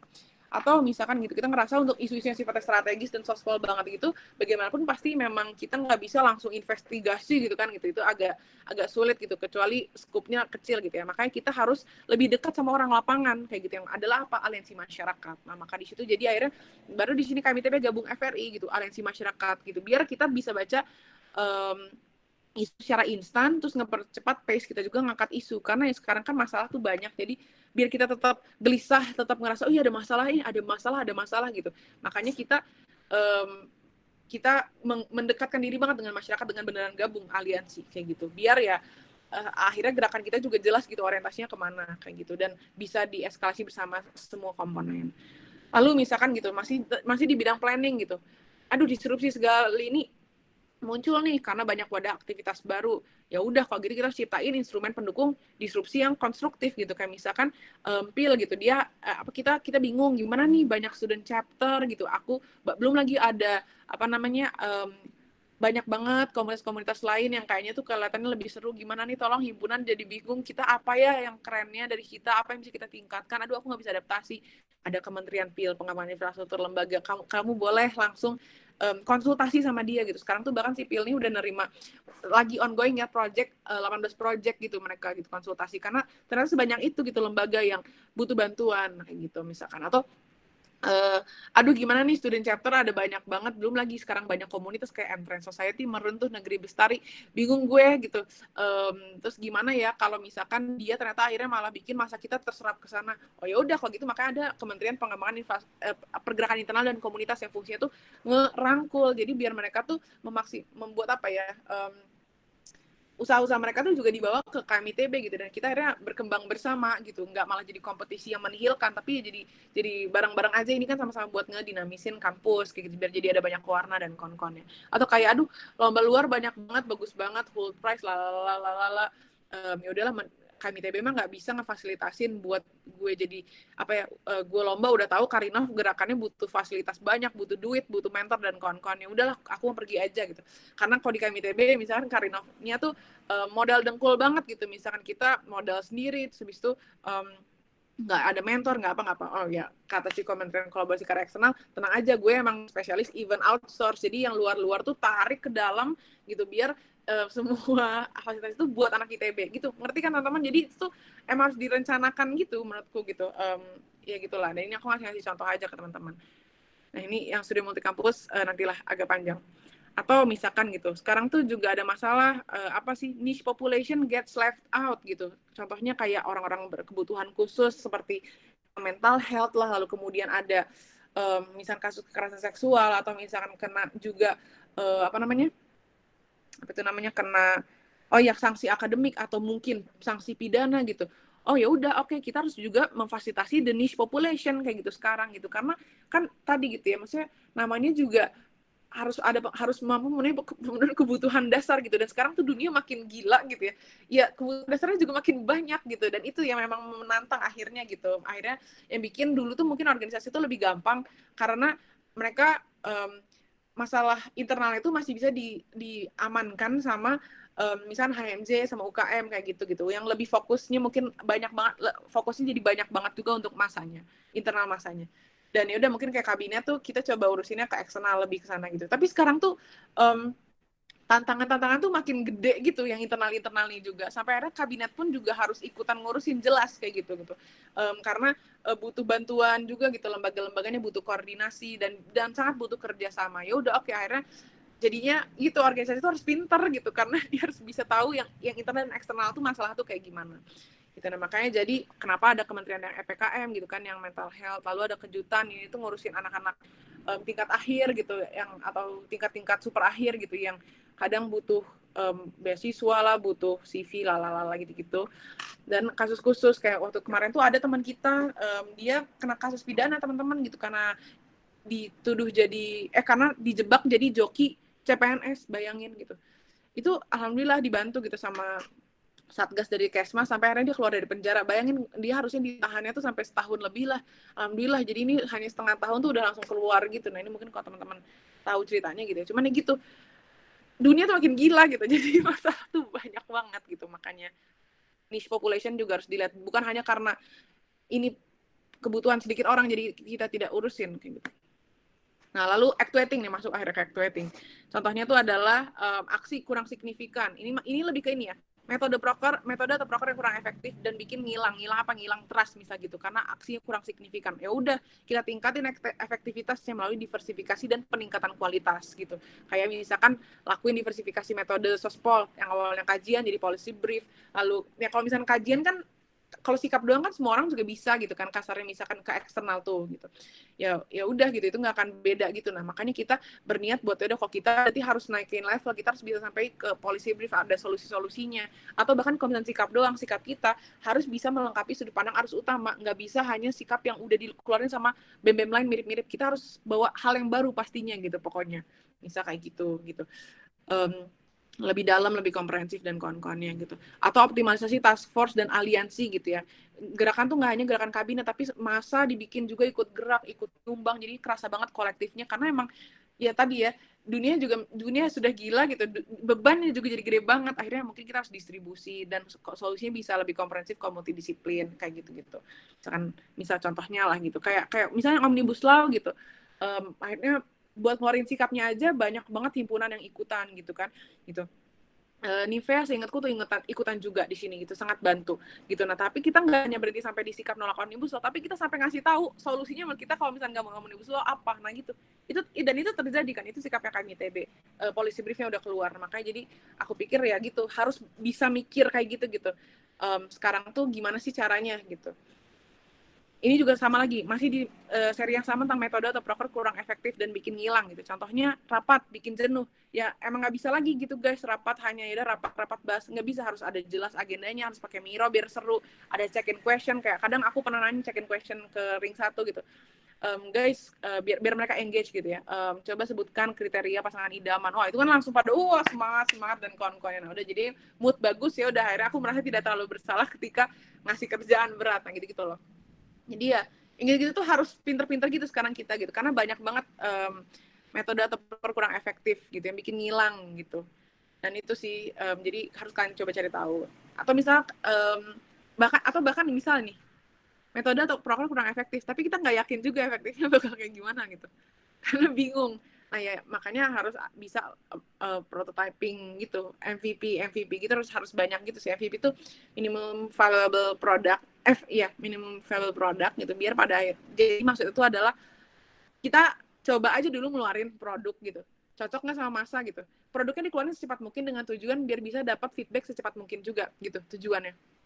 Jadi itu kan sebenarnya agak lucu ya, cuman kalau menurutku nggak masalah gitu. Kayak misalkan di di kabinet kita lagi pengen ada knowledge management, terus ada formatnya. Nah, ya udah kita kasih dulu aja ke ada Kemenkuan yang jadi prototypingnya gitu. Cobain lu bikin gitu. Terus dia bikin gitu. Terus menurut dia kurang enak karena nulisnya gini terlalu panjang lah. Oh ya udah oke, nanti formatnya kita perbaiki selanjutnya gitu. Gitu maksud aku tuh. Atau kayak misalnya si MT nih ada kementerian gitu, dia bikin proker aja, cobain dulu ini seru nggak prokernya, kalau iya gue lanjutin gitu, kalau nggak ya udah aja gitu kan, toh nggak ngeluarin duit juga gitu loh. Jadi harus mau banyak trial and error teman-teman gitu, karena nggak tahu juga kan yang efektifnya bakal gimana. Ya udah cobain aja dulu gitu. Cuman ya jangan sampai kaderisasi coba-coba itu juga repot ya gitu, jadi pikir-pikir juga. Lalu controlling gitu, program masalah yang coba dijawab, program banyak waktu sedikit, kecapai semua nggak tuh tujuannya gitu, sedangkan instrumen pengawas existing lambat gitu. Misalnya kayak kalau misalnya di kongres gitu, kongres tuh pace mereka tuh dalam mengawasi tuh lambat banget gitu, sedangkan kalau misalnya kita ngikutin pace itu gitu nggak bisa gitu, kabinetnya bisa udah keburu dibilang sama masa nggak relevan gitu loh, atau keburu salah, keburu apa. Makanya jadi perlu ada internal auditing dan risk management system gitu. Kayak kalau di perusahaan-perusahaan gitu kan, kayak HSE perusahaan misal gitu kan, ada HSE tapi juga ada Kementerian Lingkungan Hidup yang akan melakukan audit gitu kan. Tapi kita karena pengen berprestasi ya HSE ini juga ngelakuin audit sendiri tapi dengan standar-standar yang lebih tinggi, dengan waktu yang lebih, jangka waktu yang lebih pendek gitu, biar pada akhirnya ya kita sih memang nggak ngejar standar minimum, kita mengejarnya yang berprestasinya misal kayak gitu. Nah makanya jadi ada kayak gitu, kayak gini misalkan internal auditing gitu, atau misalkan ya itu fenomena kerja seperti negara bagian gitu ya, kayak semua sibuk sendiri gitu kan, udah terus itu himpunan nggak sih, enggak, gue mah hanya departemen ini aja sebenarnya gitu, gue nggak ngerasa nge-BP secara satu keseluruhan ya. Makanya harus ada sistem transparansi gitu, selalu kasih tahu kayak misalnya di kabinet tuh ya gini, ada forum retrospektif gitu, kita ngasih tahu kontribusi orang-orang tuh gimana terhadap visi, terus ngasih tahu juga, ngasih mereka wadah flexing dan kawan-kawannya biar pada akhirnya kita ngerasa oh iya bener ya, kebayang gitu kabinet tuh ngapain gitu, kerasa gitu. Nah, lalu ada untuk masa evaluating gitu ya. Ketika ada masalah program obsolete di tengah kepengurusan, ya udah makanya caranya kita harus ngelakuin immediate improvement. Makanya ada pivoting. Pivoting tuh ganti arah, nah gitulah intinya gitu. Nih kayak contohnya nih, kapan sih harus kena pivot di sini? Tonton bisa baca aja. Ketika strateginya udah done pada kuartal sebelumnya, namun statusnya masih on progress atau hold. Tuh. Ketika strateginya melampaui ini, ketika pelaksanaan strategi melenceng, ketika ini gini misalkan gitu. Dinilai itu si Kemenkuan tuh, kesekjenan harusnya 100% misalnya, ternyata dia hanya 72,7%. Kenapa bisa kayak gitu? Ini evaluasinya. Terus ini kementerian yang below expectation-nya gitu. Terus ya udah dikasih tahu. Dan ini dikonfirmasi, nggak hanya ngejudge doang, ngejudge doang kan. Tanya juga, menurut kamu bener nggak ini gitu? Menurut aku bener Nat gini, karena ini kayaknya oh ya udah oke, notes tuh akhirnya hasil diskusi kita, oh ini ternyata oh ya udah oke, kalau gitu gini aja ya guys gitu. Jadi apa ya, orang tuh mau baru akan ngerasa engage tuh kalau ya dia ngerasa emang dia dianggap penting gitu, progres dia, performa dia gitu. Dan ketika ada masalah nggak hanya dilempar masalah nih, selesain lah gitu, nggak balik banget lo, nggak bisa kayak gitu, harus kita bantu juga gitu pada prosesnya. Nah gitu. Nah terus resourceful sekarang, nah ini resourceful menurutku lebih seru sih. Jadi kayak gimana caranya kita tetap punya kuasa terhadap sumber daya kita gitu, sumber daya uang, sumber daya manusia, sumber daya sumber daya informasi gitu. Contoh pertama organizing gitu ya, engagement masa kurang, ini masa yang tadi lagi ya, proker atau metode kurang efektif, bikin ngilang gitu, masa akhirnya engagementnya kurang, ya kita ningkatin efektivitas gitu melalui diversifikasi lagi dan peningkatan kualitas. Kayak contohnya gitu ya, orang biasanya bilang yaudah yuk kita kita bikin ini yuk, bikin Discord gitu, nanti ngobrolnya GJ gitu. Ya mungkin bagi teman-teman yang angkatan 18, angkatan 17, angkatan 16 ini nggak apa-apa gitu. Kenapa? Karena udah pernah nyoba nongkrong-nongkrong di himpunan pas lagi offline. Jadi kalau Discord ya udah ngerasa kebayang aja vibes kayak lagi di himpunan. Lah anak-anak 19 ya bingung gitu. Mereka ya gimana ngobrol di Discord, gue juga nggak terlalu gitu loh. Ngerti nggak sih? Nah, jadi makanya kita tuh ya gitu misalkan gitu. Mungkin itu kalau misalnya orang-orang yang emang strive-nya tuh memang karena kedekatan gitu. Tapi gimana kalau orang yang ada di sini dia mikirnya kayak gue sih sebenarnya nggak peduli ya mau deket atau enggak, yang penting emang gue berprestasi gitu. Yang penting gue bisa teroptimalkan kemampuan dirinya. Kan ada gitu. Kadang kita ngomongin nih orangnya profesional banget nih, dia kagak kekeluargaan misalnya gitu kan. Nah, itu karena apa ya? Kadang masalah engagement tuh ya. Kita tuh harus paham selain emang harus bisa relate banget sama mereka gitu, sudut pandangnya kita harus paham bahwa orang tuh ada di sini motivasi beda-beda gitu. Ada yang di sini motivasinya karena memang strive for affiliation, ada yang strive for achievement, sama ada yang strive for power gitu, kuasa kalau yang terakhir gitu. Cuman kalau yang kuasa mungkin ya dengan jadi BP gitu kan, makanya lalala gitu. Cuman kalau yang achievement, affiliation gitu, itu menurutku beda gitu, nggak bisa semua dipukul rata internalisasi, nggak bisa gitu. Misalkan kalau yang buat affiliation ya mungkin ini kebalik ya, sorry. Yang ini achievement semua, sorry. Yang achievement tuh kasih sekolah, terus acknowledge effortnya, kayak makanya kenapa kayak kabinet tuh bikin inspirasi Senin gitu. Jadi biar apa yang ngerasa orang-orang tuh mereka merasa mereka merasa kabinet tuh ngerasa kayak bangga banget sama dia gitu. Kita bangga banget nih sama talent-talent kita, nah gitu. Itu kan penting gitu. Dan mungkin kalau emang dia strive-nya untuk pengakuan kayak gitu, itu jadi cocok gitu kan, dan dia jadi senang gitu. Makanya gitu. Atau kayak ada continuous performance management, itu gimana caranya kita nyoba mastiin dia juga berkembang di sini gitu. Skill dia juga naik dan kawan-kawannya itu, tapi emang kalau mau effort banget gitu. Atau bikin banyak sekolah. Nih atau bahkan bikin acara kayak gini gitu. Pas New Year New Me tuh aku ngerasa kabinet tuh lagi loyo gitu pas New Year. Ini aku bentar lagi ya beres. Kabinet kayaknya lagi loyo gitu. Ya udah, makanya gimana caranya ningkatin semangat anak-anak gitu. Aku bikin 2 acara gitu. Kita bikin internalisasian, terus kita bikin satu lagi buat nge-guide anak-anak yang emang yang ada di sini karena pengen berprestasi. Jadi kita bikin acara boleh flexing gitu. Nah, ini mereka bikin PPT lucu banget, bener-bener yang namanya sombong tuh sombong gitu, bener-bener gitu. Dan itu senang gitu karena ya banyak banget kebetulan anak kabinet yang tipenya tuh memang gitu. Emang tipenya tuh berprestasi gitu, senang di sini karena berprestasi. Jadi makanya ini ada menjadi ajang yang sangat menarik gitu. Nah, itu tuh penting gitu soal masalah engagement ini gitu. Atau misalkan ini kan tadi achievement semua ya, ini salah ya. Kalau affiliation gimana gitu, internalisasi itu bukan hanya Discord gitu opsinya. Kayak misalkan bikin Arunikas Got Talent ada gitu, ajang penunjuk bakat gitu. Lucu kan, kita nonton konser bersama gitu. Atau misalkan contohnya bikin online theater. Ada tuh, itu emang udah niat banget gitu, bikin skrip, nanti mereka tinggal baca gitu. Terus nanti orang pada suruh pakai kostum pada hari H. Bahkan ada gladi resiknya, itu emang kalau yang niat kelompoknya ada gladi resik segala. Nah gitu. Gimana ya? Jadi memang akhirnya tuh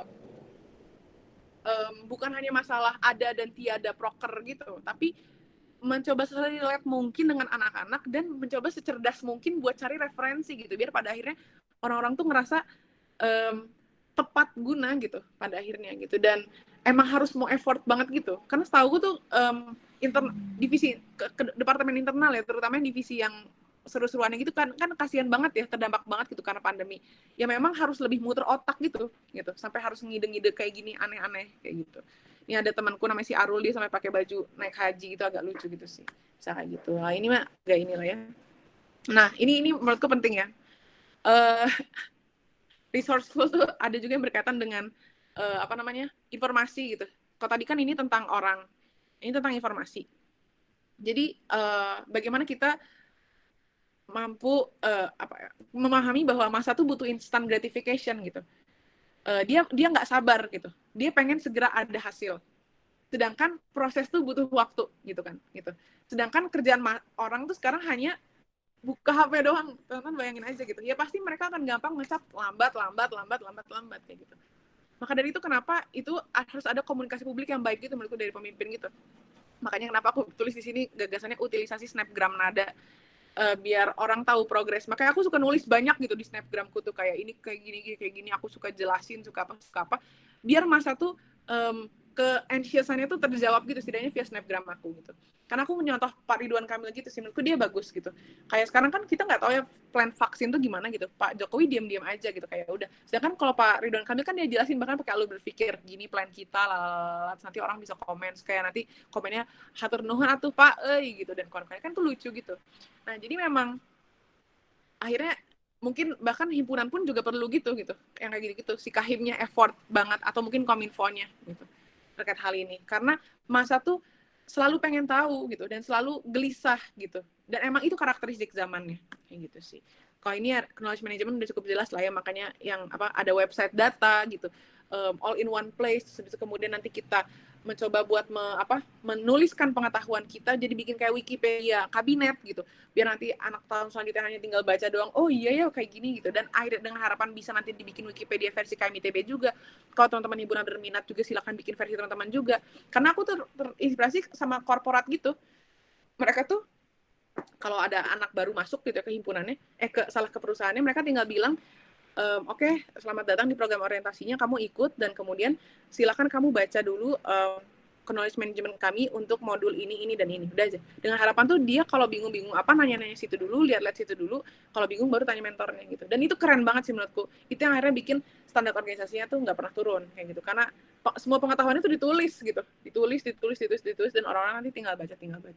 Itu yang makanya maksudnya tuh knowledge managementan yang suka muncul mungkin di IG Kabinet dengan harapan tuh itu keluar via Wiki Kabinet, website data, dan nanti juga pengembangan ke lebih depannya mungkin tahun-tahun selanjutnya Wikipedia KMITB, kayak gitu sih.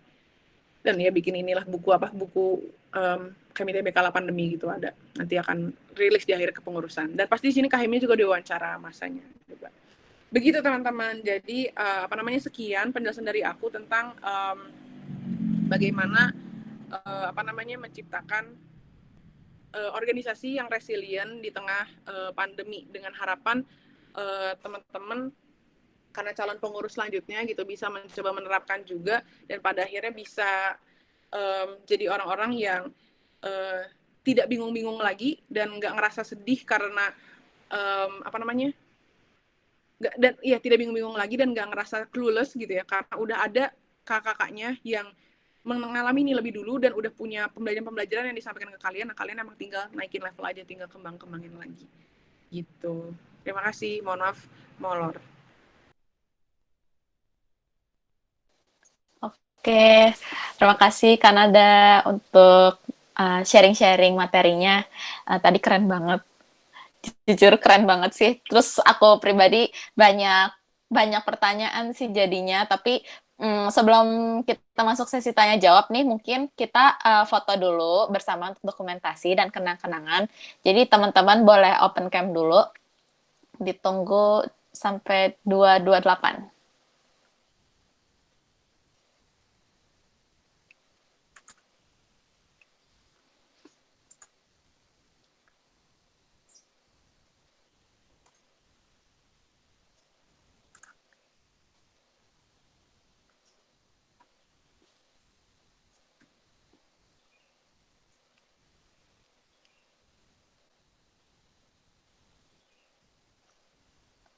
Oke, yang nggak bisa nggak apa-apa.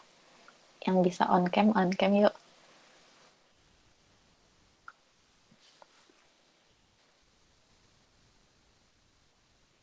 Nah, buat teman-teman yang mungkin ada pertanyaan nih dari tadi kan banyak tuh mulai dari materi-materi atau kayak teori-teori dan tips sama sharing-sharing apa ya, proker-proker, bukan proker sih, apa ya, keberjalanan kabinet.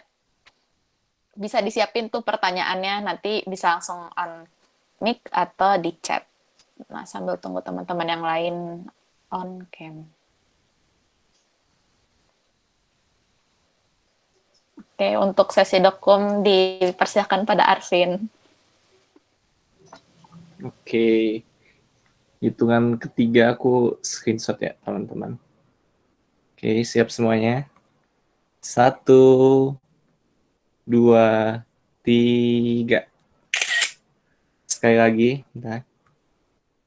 1, 2, 3. Oke, aku balikin ke Ola lagi. Sip, makasih Arvin. Nah, buat teman-teman, aku sekarang membuka sesi tanya jawab. Buat yang mau bertanya, boleh langsung on mic atau chat. Aku buka 3 slot pertanyaan.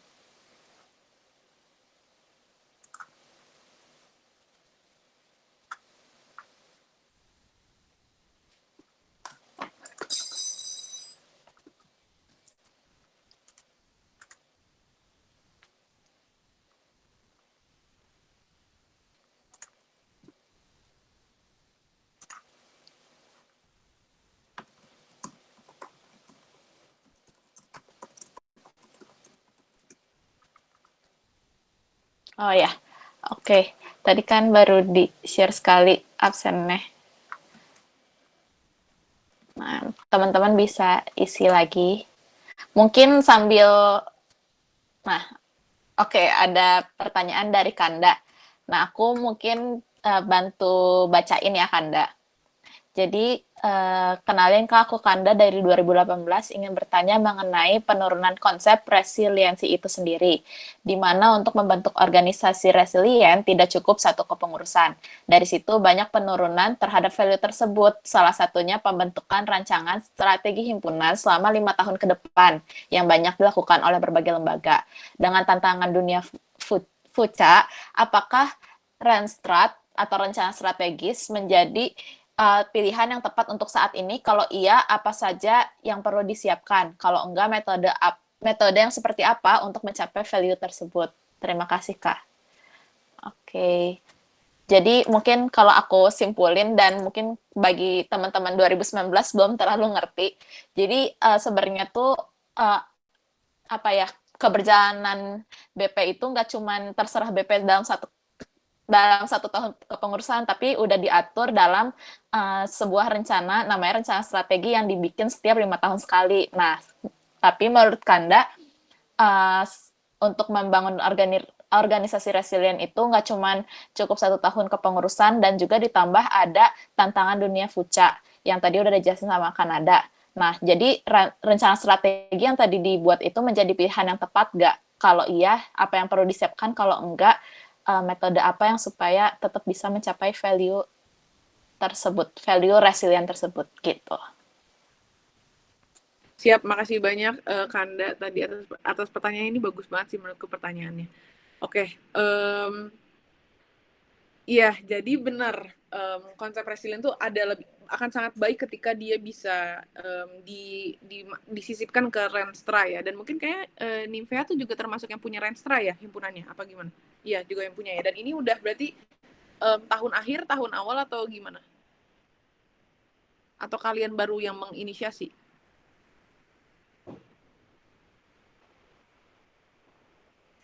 Izin bantu jawab kan ada?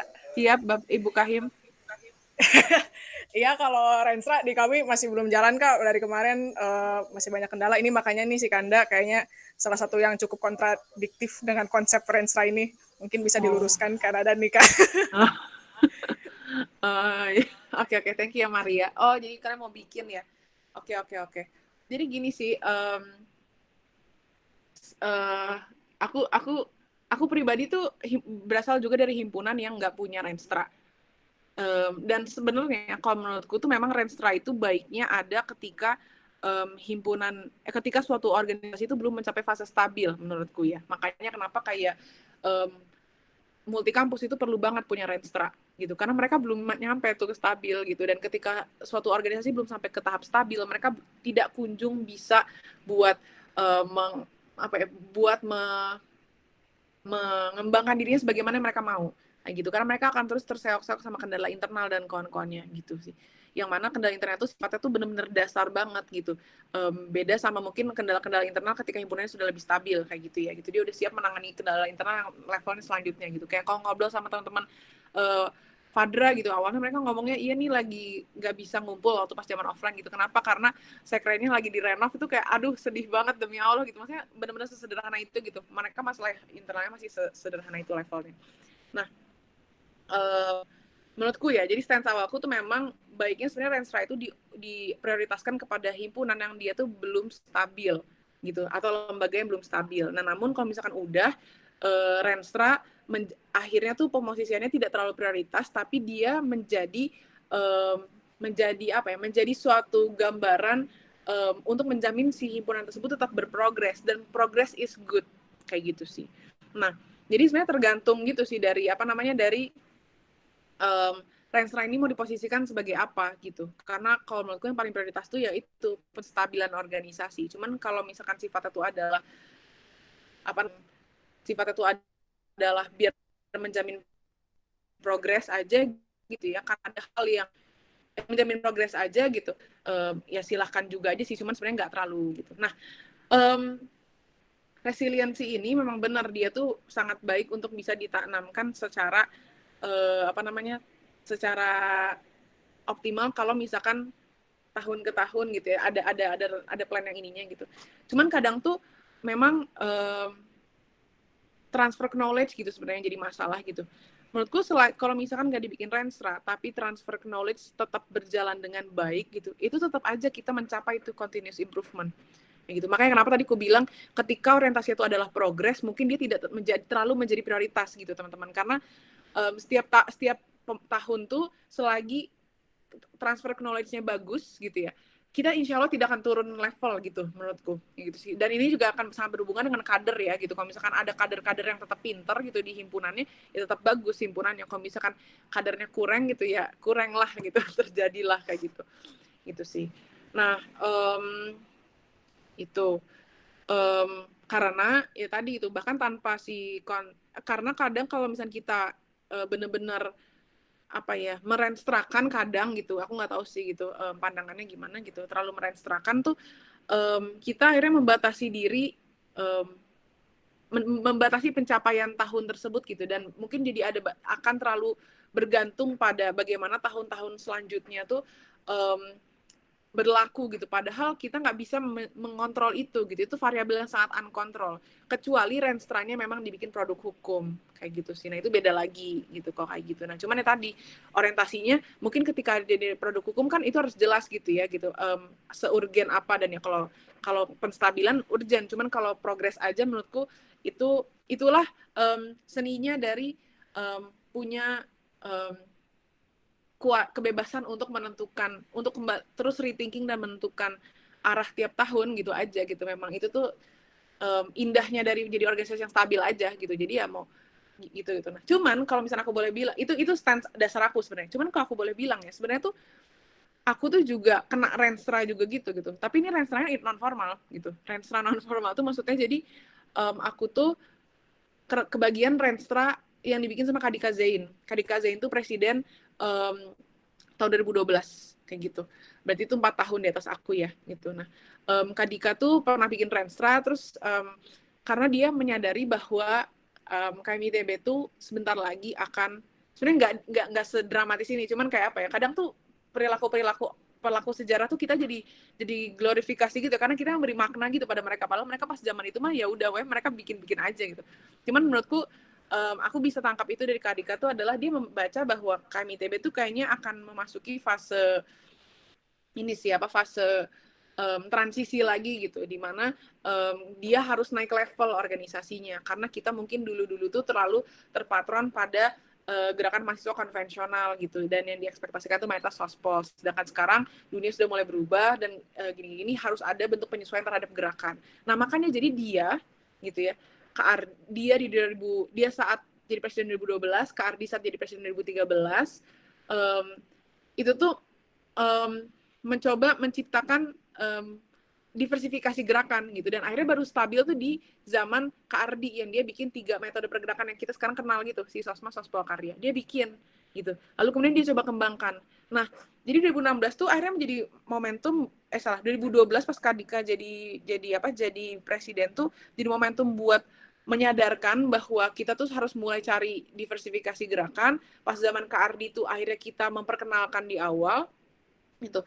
Pas Kak Wali gitu ya, kita akhirnya udah mulai stabil basis masanya gitu ya, sampai makanya dibantu dengan wujud kemenkoan di kabinet yang juga kayak gitu. Lalu pas zaman Karoyan kita bisa mencapai kepemimpinan nasional gitu. Itu tuh dampak dari penciptaan diversifikasi gerakan ini gitu. Nah udah baru kemudian dinyatakan gitu, ketika udah mencapai ke situ gitu, harapannya sih di 2020 itu ketika kita ada refleksi internal gitu, refleksi internal dengan tujuan untuk menyadari bahwa kita tuh sudah ada upaya gitu untuk naik level gitu, sehingga kita tidak kayak ini Sosmas nih nggak relevan, udahlah kita hapus aja gitu, apa nih Karinov nggak gitu lah, biar kita tuh tidak meruntuhkan gitu apa yang kakak kita tuh sudah sudah lakukan kayak gitu. Dan ya apa, karena ternyata tuh memang zamannya benar juga gitu. Di masa-masa seperti ini kan kita jadi pengen udahlah ini aja lah, apa mungkin kalau teman-teman tahu gitu ya, reformasi aja lah KMITB gitu, kita rubah aja lagi kita rubah aja lah gitu, dan kawan-kawan. Pemahaman sejarahnya udah baik dulu belum gitu, udah paham dulu belum gitu, apa yang terjadi sebenarnya, apa yang memang udah dijadikan suatu usaha untuk mencapai transisi itu gitu, dan apa yang sebenarnya seharusnya lebih kita fokuskan gitu di tahun-tahun selanjutnya. Nah itu jadi gitu, itu kan sebenarnya bagusnya Renstra gitu ya nggak sih gitu, karena akhirnya tahu gitu aku, oh iya apa namanya, aku tuh memang punya tanggung jawab gitu untuk memastikan kembali gitu bahwa yang sudah ditanam sama si kakak-kakak ini tuh kokoh, karena mereka tuh sudah berusaha buat mentransformasi kita sedemikian rupa. Nah aku yang bertanggung jawab di sana gitu. Nah cuman ya gitu apa namanya, akhirnya menurutku gitu ya, selagi si Renstra ini gitu bentuknya tuh sebenarnya ini belum tentu ya. Jadi apa ya, aku paham gitu kenapa pengen ada Renstra tuh biar jaminannya pasti gitu, dan dia dijamin sebagai produk hukum gitu kan untuk dilaksanakan. Tapi aku tuh sepakat bahwa sebenarnya Renstra tuh kadang takutnya ada yang terlalu membatasi dan pada akhirnya malah nggak nyampe gitu tujuan sebenarnya, dan akan lebih baik to keep it formal dan jadi hal yang dididik ke si kahimnya gitu, ke presidennya, ke kawan-kawannya. Cuman ya itu kalau misalkan kebetulan si kahimnya bagus gitu, orang yang ngerti kan. Kalau misalkan kahim ngerti gitu, dia bagus ngejalaninnya gitu, dia akan konsekuen pada Renstranya gitu. Cuman kalau misalkan kahim yang nggak ngerti, misal kayak gitu, ya jadi penurunan gitu. Nah makanya jadi sebenarnya gitu ya, balik lagi ke yang aku sampaikan gitu ya, maksudnya teman-teman, aku di sini tidak mau memberikan pandangan yang terlalu polar gitu, jadi aku memberitahu pro kontranya gitu. Renstra menurutku prioritasnya adalah untuk penstabilan organisasi, itu prioritasnya. Kalau sifatnya untuk improvement, itu prioritasnya nomor 2 menurutku, gitu. Nah namun gitu, aku pribadi adalah pihak yang pernah merasakan dampak baik dari berenstra gitu, tapi renstranya non formal gitu. Nah cuman itu bisa terjadi juga karena apa? Karena pendidikan keakunya bagus gitu. Yang artinya kalau misalnya ternyata akhirnya keputusan dari teman-teman adalah nggak usah ada renstra gitu ya, tapi tetap paham bahwa harus ada renstra-renstraan gitu, silahkan didik anak-anaknya tuh bagus banget kaderisasinya, berarti emang harus pinter nyasar dari sekarang atau ngebaca dari sekarang siapa nih kayaknya jadi kahim kayaknya nih gitu, kayaknya anak-anak ini nih bakal jadi, nggak harus kahim ya, cuman akan jadi stakeholder baik gitu, yang akan jadi pihak-pihak yang punya opini yang penting untuk Hima Bionifea di masa depan gitu sih. Nah itu baru apa namanya, ya kalau misalkan tanpa konkret ya memang akhirnya penuh uncertainty gitu, dan tentu harus banyak cara-cara continuous gitu. Cuman kalau misalkan dengan Renstra konkret gitu, ya lebih banyak jaminannya gitu. Walau memang bukan berarti kalau udah dalam bentuk dokumen produk hukum juga gitu orang sepenuhnya ngerti gitu kan. Cuma setidaknya ditulis kayak gitu. Nah makanya jadi non formalnya ya tetap harus keluar dokumennya sih kalau menurutku gitu, gagasannya tuh harus tetap keluar, cara kalian mengenforce-nya itu beda lagi gitu sih kalau jawaban dari aku. Karena aku juga suka sedih gitu kalau misalnya ini resiliensi ini harusnya jadi konsep yang kita berkepanjangan lalala gitu ya. Cuman ya aku sih makanya lebih berpegang pada knowledge management aja gitu. Jadi beneran aku tulis semua gitu, apa yang bikin ini, makanya aku mau banget ikut sekolah gini gitu. Aku datang aja, aku nggak apa-apa biar belajar gitu kalian. Nanti kalau kalian menganggap ini relevan kembali gitu, silakan angkat lagi gitu, silakan kalian pertahankan dan kawan-kawannya gitu. Karena kalau ngerenstrain gitu, aku rasa kalau untuk ukurannya kabinet gitu ya agak aku ngerasa cukup safe aja buat yang non formal gitu sih gayanya. Makanya aku sama calon-calon K3M tuh deket banget hubungannya kayak gitu. Dan sama orang-orang yang aku rasa ini kayaknya calon-calon punya opini deh tentang KMITB masa depan. Aku ngobrol terus gitu. Itu cara aku gitu. Kalau kalian mampunya gimana silahkan. Gitu jawabannya.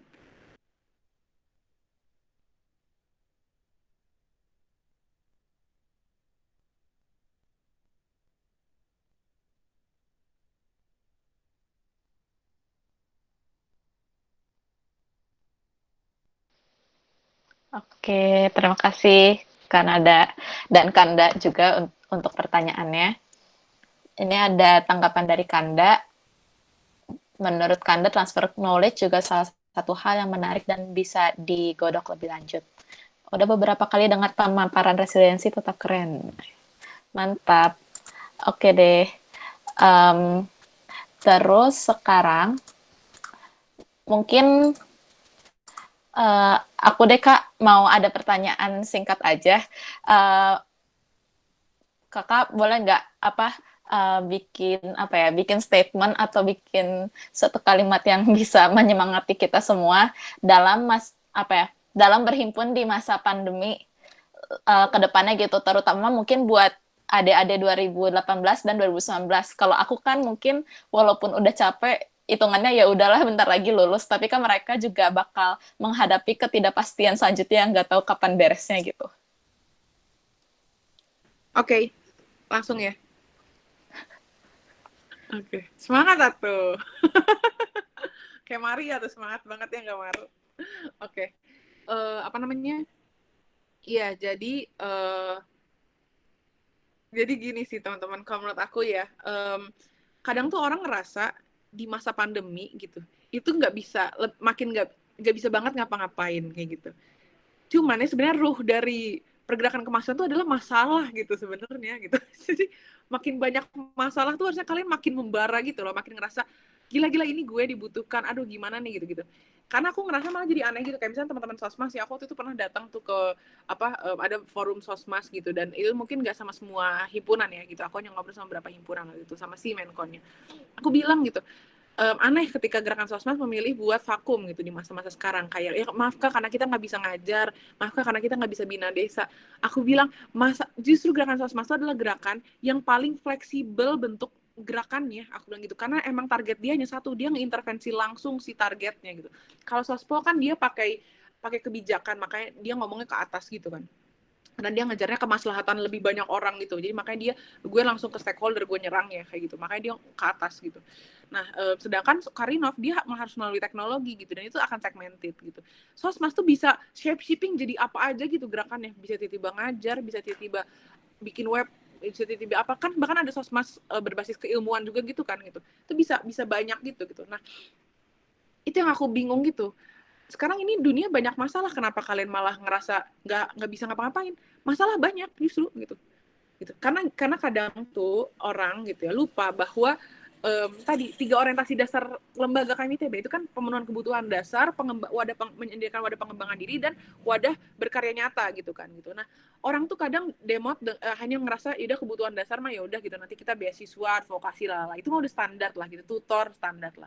Pengembangan diri gitu, akhirnya orang tuh ngerasa oh iya aduh tapi hanya bisa bikin webinar doang kayak gitu, dan akhirnya kemudian merasa demot karena ke lawan student katalis, kemudian kelawan apa lagi, kelawan webinar yang tiba-tiba dibikin sama organisasi-organisasi itu, jadi ada banyak banget gitu ya tiba-tiba gitu. Nah itu kita ngerasa demot gitu ya, padahal sebenarnya gitu ya memang mungkin nggak akan menang banget gitu di sini gitu, memang nggak akan menang banget gitu, karena memang mereka organisasi lain itu fokusnya emang hanya pengembangan diri doang gitu, mereka nggak ngurusin beasiswa anak-anak, mereka nggak ada ngurusin gitu. Dan mereka ya makanya kenapa mereka bisa bagus gitu kayak SC gitu ya, karena mereka hanya ngurusinnya tuh pengembangan diri doang. Ya udah nggak usah terlalu bersaing di sana gitu, sadari aja memang kemampuannya nggak akan sejauh itu gitu dalam menyediakan wadah pengembangan diri. Mereka sampai bisa bikin lomba, kita nggak bisa, ya udah kenapa gitu. Mereka sampai bisa bikin webinar yang international people, kita nggak bisa, ya udah kenapa gitu. Walaupun kalau menurut aku sih karena online gini justru malah harusnya bisa ya gitu, manfaatin aja gitu. Ya cuman gitu, yang bikin kalian berharga tuh adalah justru yang ketiga gitu, si wadah perjuangan karya nyata ini. Justru harusnya kalian ngerasa apa ya, ini tuh yang nggak ada lagi yang ngambil perannya, ini tuh yang nggak ada lagi yang ngambil perannya, dan kalian harusnya gitu di situ ngisi. Memang iya mungkin kalau Nivea partnernya WWF misal kayak gitu atau Greenpeace kayak gitu, atau misalkan ada kebun binatang, atau misalkan bukan kebun binatang sih, apa sih kayak Suaka gitu ya gitu, atau misalkan BSO kalian gitu, tipe-tipe BSO kalian gitu kan, kelompok-kelompok kayak gitu. Ya itu kan mereka tuh harus kalian sadari gitu bahwa mereka tuh punya kekurangan dibandingkan kalian gitu. Kekurangannya tuh adalah mereka tuh masanya nggak sebanyak kalian gitu. Kayak aku tuh kan suatu hari pernah ngobrol gitu kayak sama orang Greenpeace gitu. ngerasa ngeliat Greenpeace tuh keren banget dan kawan-kawannya. Cuman aku bingung kenapa Greenpeace gerakannya tuh banyaknya campaign, aku bilang gitu. Kenapa mungkin untuk yang kayak sidak-sidak kapal pembawa batu bara di tengah laut tuh itu nggak pernah sering gitu, atau bawa crude oil yang kemudian akhirnya bocor tuh nggak pernah sering. Dia bilang karena nggak ada orang, kata dia gitu. Makanya kenapa organisasi itu butuh kolaborasi gitu ya. Akhirnya karena mereka nggak ada orang gitu. Dan duitnya, sponsornya juga banyak, cuman ya gitulah scattered gitu katanya gitu. Nah makanya dan banyak yang ngerasa kayak apa ya, banyak yang mau menjadikan bahkan organisasi-organisasi itu sebagai bahan politisasi gitu, sehingga ada organisasi-organisasi kayak gitu juga takut buat nerima duit banyak-banyak gitu, karena ya itu mereka punya platform yang gede, cuman in exchange for that big platform gitu mereka diminta buat nyampein pesan-pesan tertentu, jadi mereka akhirnya hanya bisa nerima juga dikit-dikit aja gitu, makanya mereka non profit kan sifatnya gitu. Nah sedangkan mahasiswa masanya banyak, terus orang-orang luar sana tuh menghargai kita tuh gerakan moral guys.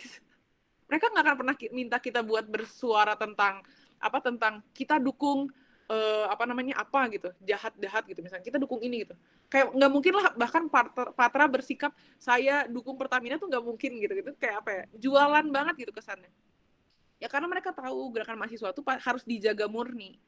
Dan justru karena itu gitu, karena kita udah jelas stance-nya kayak gimana, kita tuh makin mudah dalam ngegalang dana dan kawan-kawannya gitu, karena trust masa orang luar ke kita tuh gede gitu, bahwa kita tuh bisa, kita tuh boleh gitu ngelakuin apa aja, karena mereka perannya itu gitu, perannya jadi yang baik gitu itu sih.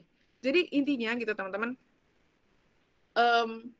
justru harus sangat bersemangat karena masalah banyak banget gitu, dan mereka nunggu untuk diselesaikan gitu. Dan itu justru competitive advantage paling besar kalian, yang kalian nggak sadari, yang malah kalian malah kalian alihkan dengan pemikiran bahwa masa nggak ada gitu, atau kayak gimana nih nggak ada yang datang ke acara internalisasi dan kon-konnya gitu. Ya harusnya tuh ya gitu, atau kayak aduh gimana nih webinar banyak saingan sama SC dan kon-konnya gitu. Yang itu gitu, yang kalian harus pahami itu adalah masa sekarang tuh masa yang dia tuh sangat tipenya tuh social aktivis gitu, jadi gampang pingin berdampaknya gitu, yang rasa karena mereka dari kecil suka buka gadget gitu, jadi mereka tuh merasa terhubung sama seluruh dunia dan sangat melek gitu sama banyak hal. Makanya jadi kenapa gerakan-gerakan not cuma di saat bersamaan mereka juga pengen instant gratification gitu ya. Jadi mereka ingin progresnya cepat juga gitu. Jadi makanya sekarang gerakan-gerakan bikin petisi atau gerakan-gerakan bikin kitabisa.com gitu itu sangat ramai ya gitu. Karena gue gelisah terus oke gue nyumbang, gue selesai gitu kan. Itu kayak gitu. Buruknya, bentuknya kesannya buruk cuman ya udah gitu. Nah itu gitu, yang teman-teman harus manfaatkan gitu. Kalau udah tahu tipe-tipe kita tuh emang SJW banget gitu ya, tapi bukan SJW jelek. SJW tuh kan ya social justice warrior, menurutku bagus ya sebenarnya, kata-katanya cuman terkesan negatif aja gitu. Ya udah manfaatkan itu gitu. Himpunannya harus bersifat lebih lebih eksternal gitu loh. Gitu. Mungkin akhirnya baru di situ masa akhirnya balik gitu, karena mereka mikir ya di sini ya kalau webinar gue bisa dapetin sih emang di tempat lain, cuman kalau untuk perjuangan menyelamatkan Komodo hanya bisa aku dapatkan di Nymphea gitu loh teman-teman. Saya teman-teman mikir kayak gitu itu sih, makanya aku tuh sedih gitu kalau ngeliat himpunan teh kayak apa ya, kayak loyo terus natar bikin talk lagi, aku bilang ya masanya ninggalin fix banget, karena talk itu di tempat lain tuh banyak gitu. Hiburan tuh drakor juga hiburan gitu loh. Gitu. Nonton acara-acara gigs juga itu tuh di tempat lain tuh banyak. Tapi coba kalian kembangkannya tuh hal yang kalian tahu itu tuh hanya kalian yang bisa provide gitu. Dan itu adalah perjuangan menyelamatkan bangsa gitu. Berhasil enggaknya yang penting niat aja dulu gitu. Itu mah relatif menurutku. Yang penting kan kalian belajar punya belajar punya gagasan akan dunia yang lebih baik, terus belajar memperjuangkan. Udah berhasil gagal itu relatif, nggak masalah gitu itu. Jadi ya gitu deh gitu, makanya aku tuh sangat menantikan sebenarnya gitu, tiba-tiba hiburan kita tuh udah kayak NGO semua gitu ya, karena emang itu fungsi paling dasarnya sebenarnya gitu, yang dia harusnya nggak boleh lupa gitu sih, dengan entah gayanya apapun lah, sospol lah, sosmas lah, karya lah, terserah gitu, cuman itu gitu ruhnya gerakan mahasiswa itu adalah masalah. Dan kenapa pas lagi banyak masalah kalian malah ngerasa kita tidak relevan, itu aku bingung banget gitu loh ya, makanya aku tuh nggak bisa relate lah sama orang-orang yang ngomong kayak kami TB ini sudah mulai tidak relevan lalala. Ya lu nya yang nggak bisa mikirnya bener, lu mikirnya nggak bener menurut aku gitu, karena kalian lupa gitu sama karena mungkin banyak yang lupa, bukan kalian ya, kalian sudah sadar kan gitu, mungkin banyak yang lupa gitu kalau dasar kita tuh sebenarnya sederhana banget. Nggak perlu apa mau ngubah sistem kayak gimana, mau ntar tiba-tiba ada apa-apa, aku bilang teh sederhana banget sebenarnya gitu ya, udah tinggal lebih tepat guna aja, kalian jangan disconnected sama lingkungan, udah gitu aja gitu guys. Aku sih nggak nemu alasan ya buat himpunan ngerasa sedih gitu.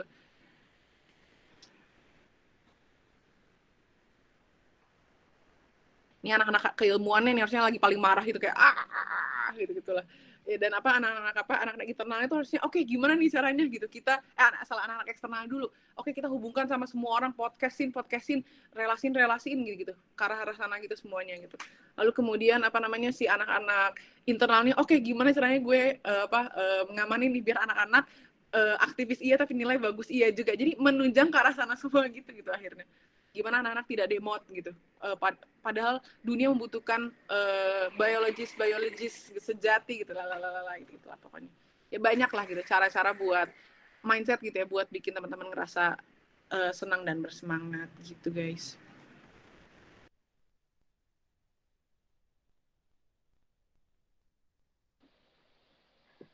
Oke, thank you Kak untuk statementnya dan juga pendapatnya Kakak. Bener sih, iya sih kadang cuman terlalu mikir proker doang, tapi kayak nggak menyelesaikan masalah kadang. Oke deh, mungkin tadi penjelasan dari Kanada itu udah menjadi penutup.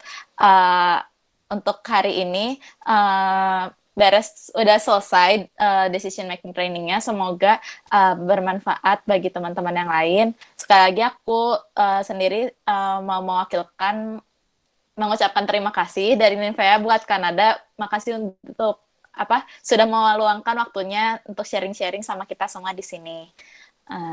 Udah sih sekian, tapi buat teman-teman jangan live dulu karena masih ada agenda berikutnya. Siap, terima kasih teman-teman semuanya. Terima kasih terutama buat Estelle sebagai mamot hari ini, dan juga makasih buat Maria, love you Maria. Thank you juga Kanada udah mau ngisi Kak. Dan gengs yang sudah mengundang. Terima kasih. Sampai jumpa lagi teman-teman. Dan patah semangat ya. Masalah banyak cuy.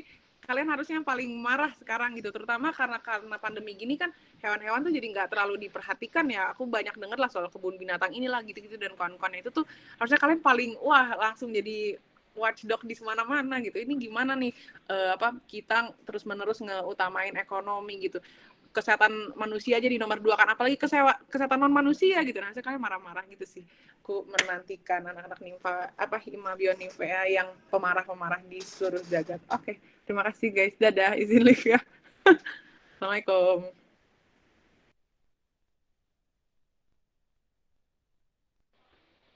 Ya Kak, thank you. Oke, teman-teman. Jadi seperti sesi sebelumnya, bakal ada kuis dulu. Mungkin sisa waktunya bisa dipakai sampai jam 3 ini bisa dipakai untuk kita bermain kuis. Masih sama, juara 1 bakal buat Ica boleh tolong share screen. Sambil nunggu Ica share screen, mungkin aku bakal jelasin lagi. Juara 1 tetap akan memperoleh hadiah. Jadi semoga yang beruntung bisa 2 orang lagi kayak tadi, supaya seru, tapi tidak apa-apa.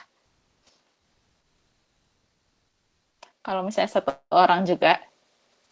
Nah, jadi teman-teman udah bisa join myquiz.com untuk join quizisnya, terus enter kodenya 76618. Minta namanya, nama yang jangan nama samaran, nama asli aja, nama jelas, supaya nanti gampang dikontaknya.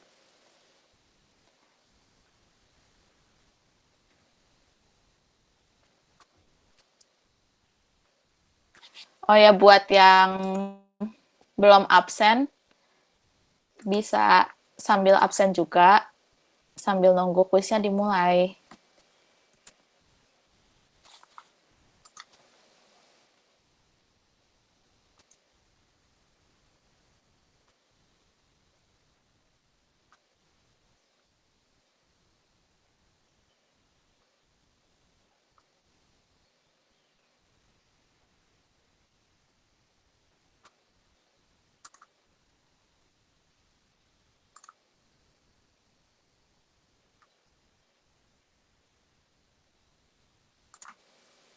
Oke, udah ada 26 orang sejauh ini. Masih bertambah.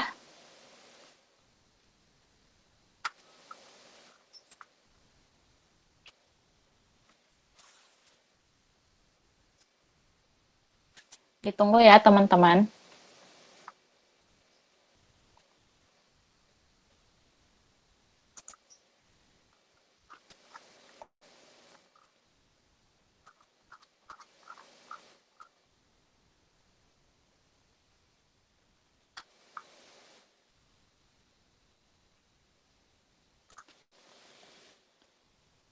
Apakah ada yang masih mau nambah lagi?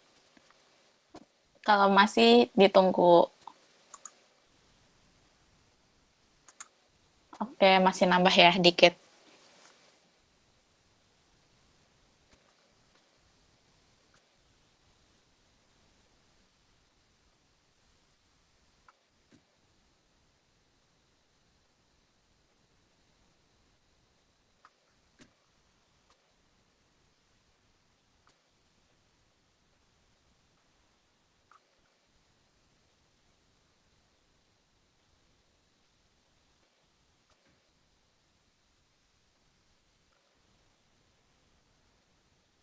Hmm, apakah masih mau nambah lagi? Kalau enggak, kalau udah kayaknya, oh udah aja ya, udah jam 3 juga. Mungkin bisa di-start aja, tolong Ica.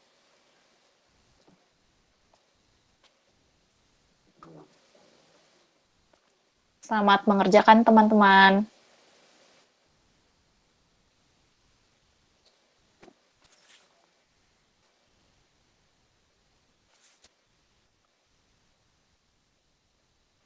Jadi masih satu soal pertama.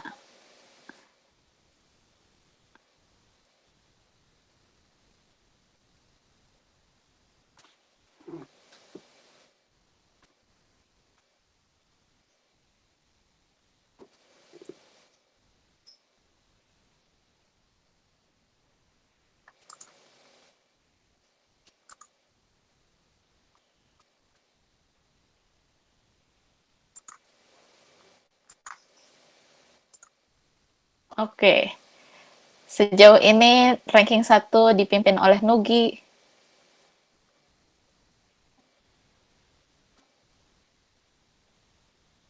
lalu disusul oleh Fatih. Sejauh ini akurasinya masih 60% ya. Oke, Kanda menyusul, disusul lagi oleh Lydia.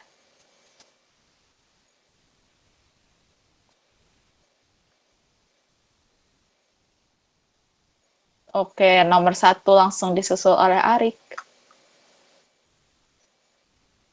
Masih bertahan walaupun ranking bawahnya ada pertukaran posisi.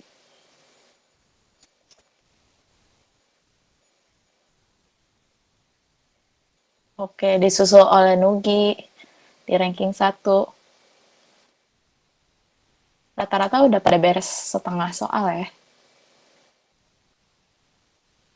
Jadi dari 40 player, belum ada yang beres.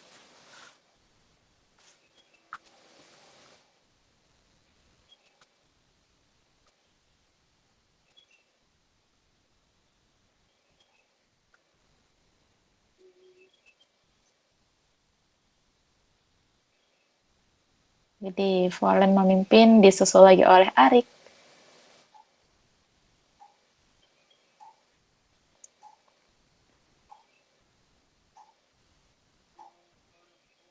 Wes, Volen langsung memimpin dengan 7 poin streak.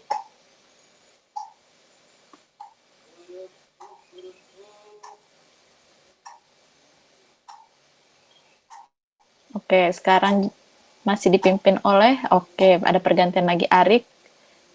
7 poin streak juga, keren ya.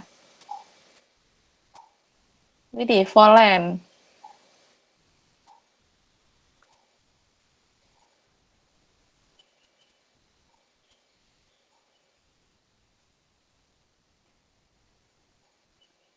Wow. Oke.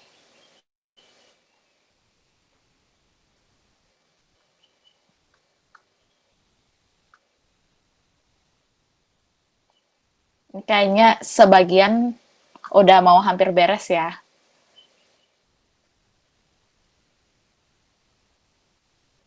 Jadi ranking 3-nya tergantikan.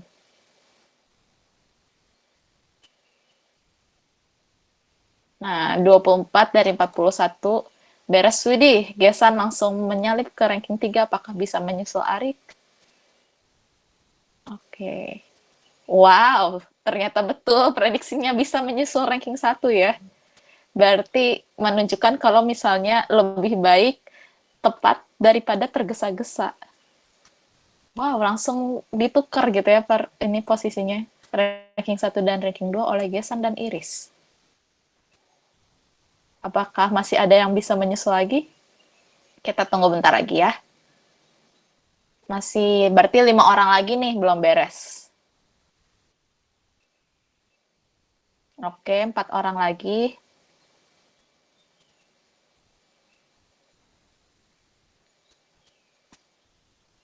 Berarti 3 orang lagi kayaknya udah beres ya. Ranking 1 sampai ranking 5-nya tidak ada perubahan lagi. Mantep banget nih, berarti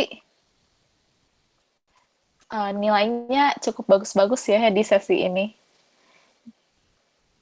Nah, mungkin karena ranking satunya hanya ada 1 orang, jadi mau ngasih selamat untuk Gesan karena sudah berhasil memenangkan kuisis di sesi kedua. Yeay!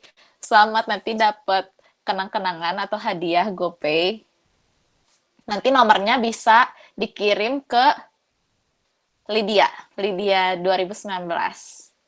Nah, untuk teman-teman yang lain, keren banget, sudah antusias mengikuti kuisis dan juga materinya. Makasih juga udah mengisi absen dan juga masukan dan kesan dan pesan nanti bakal dipertimbangin sama teman-teman panitia DMT. Oke, thank you untuk hari ini. Semoga bermanfaat banyak buat nanti teknis teman-teman yang nggak ikut DMT dan matrikulasi ini gimana, mungkin nanti akan disampaikan lebih lanjut.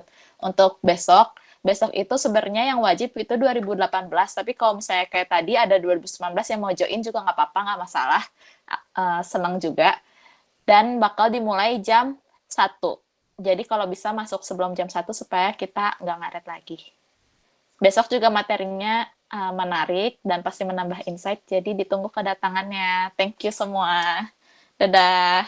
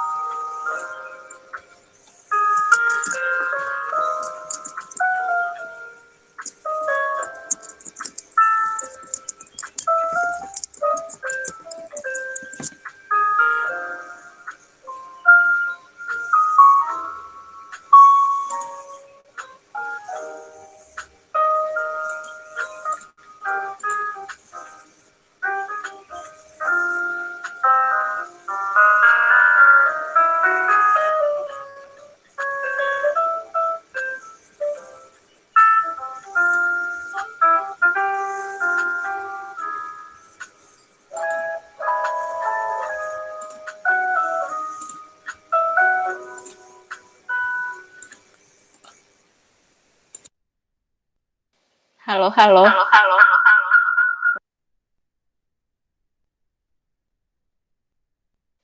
Cek. Halo Ica, Arvin, Lydia.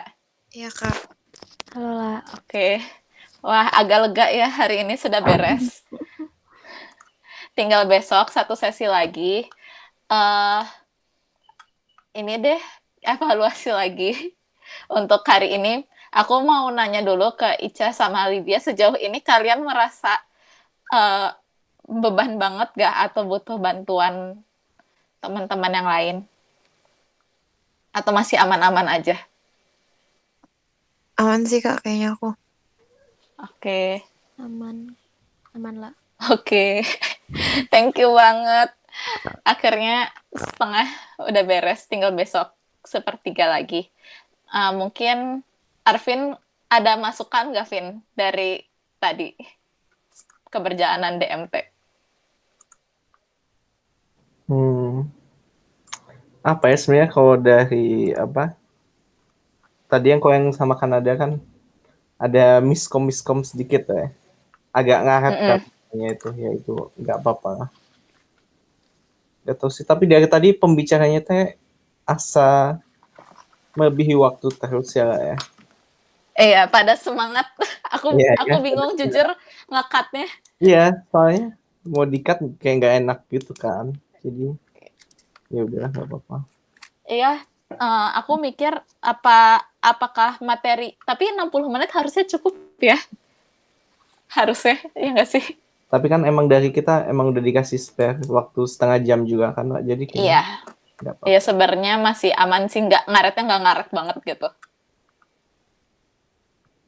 Iya, mungkin sebelum baca masukan dari teman-teman, dari Ica sama Lydia, dari kalian sendiri sebagai panit dan peserta, apakah ada masukan juga? Atau hal yang mau diomongin? Tadi kan Arvin pembicara ya.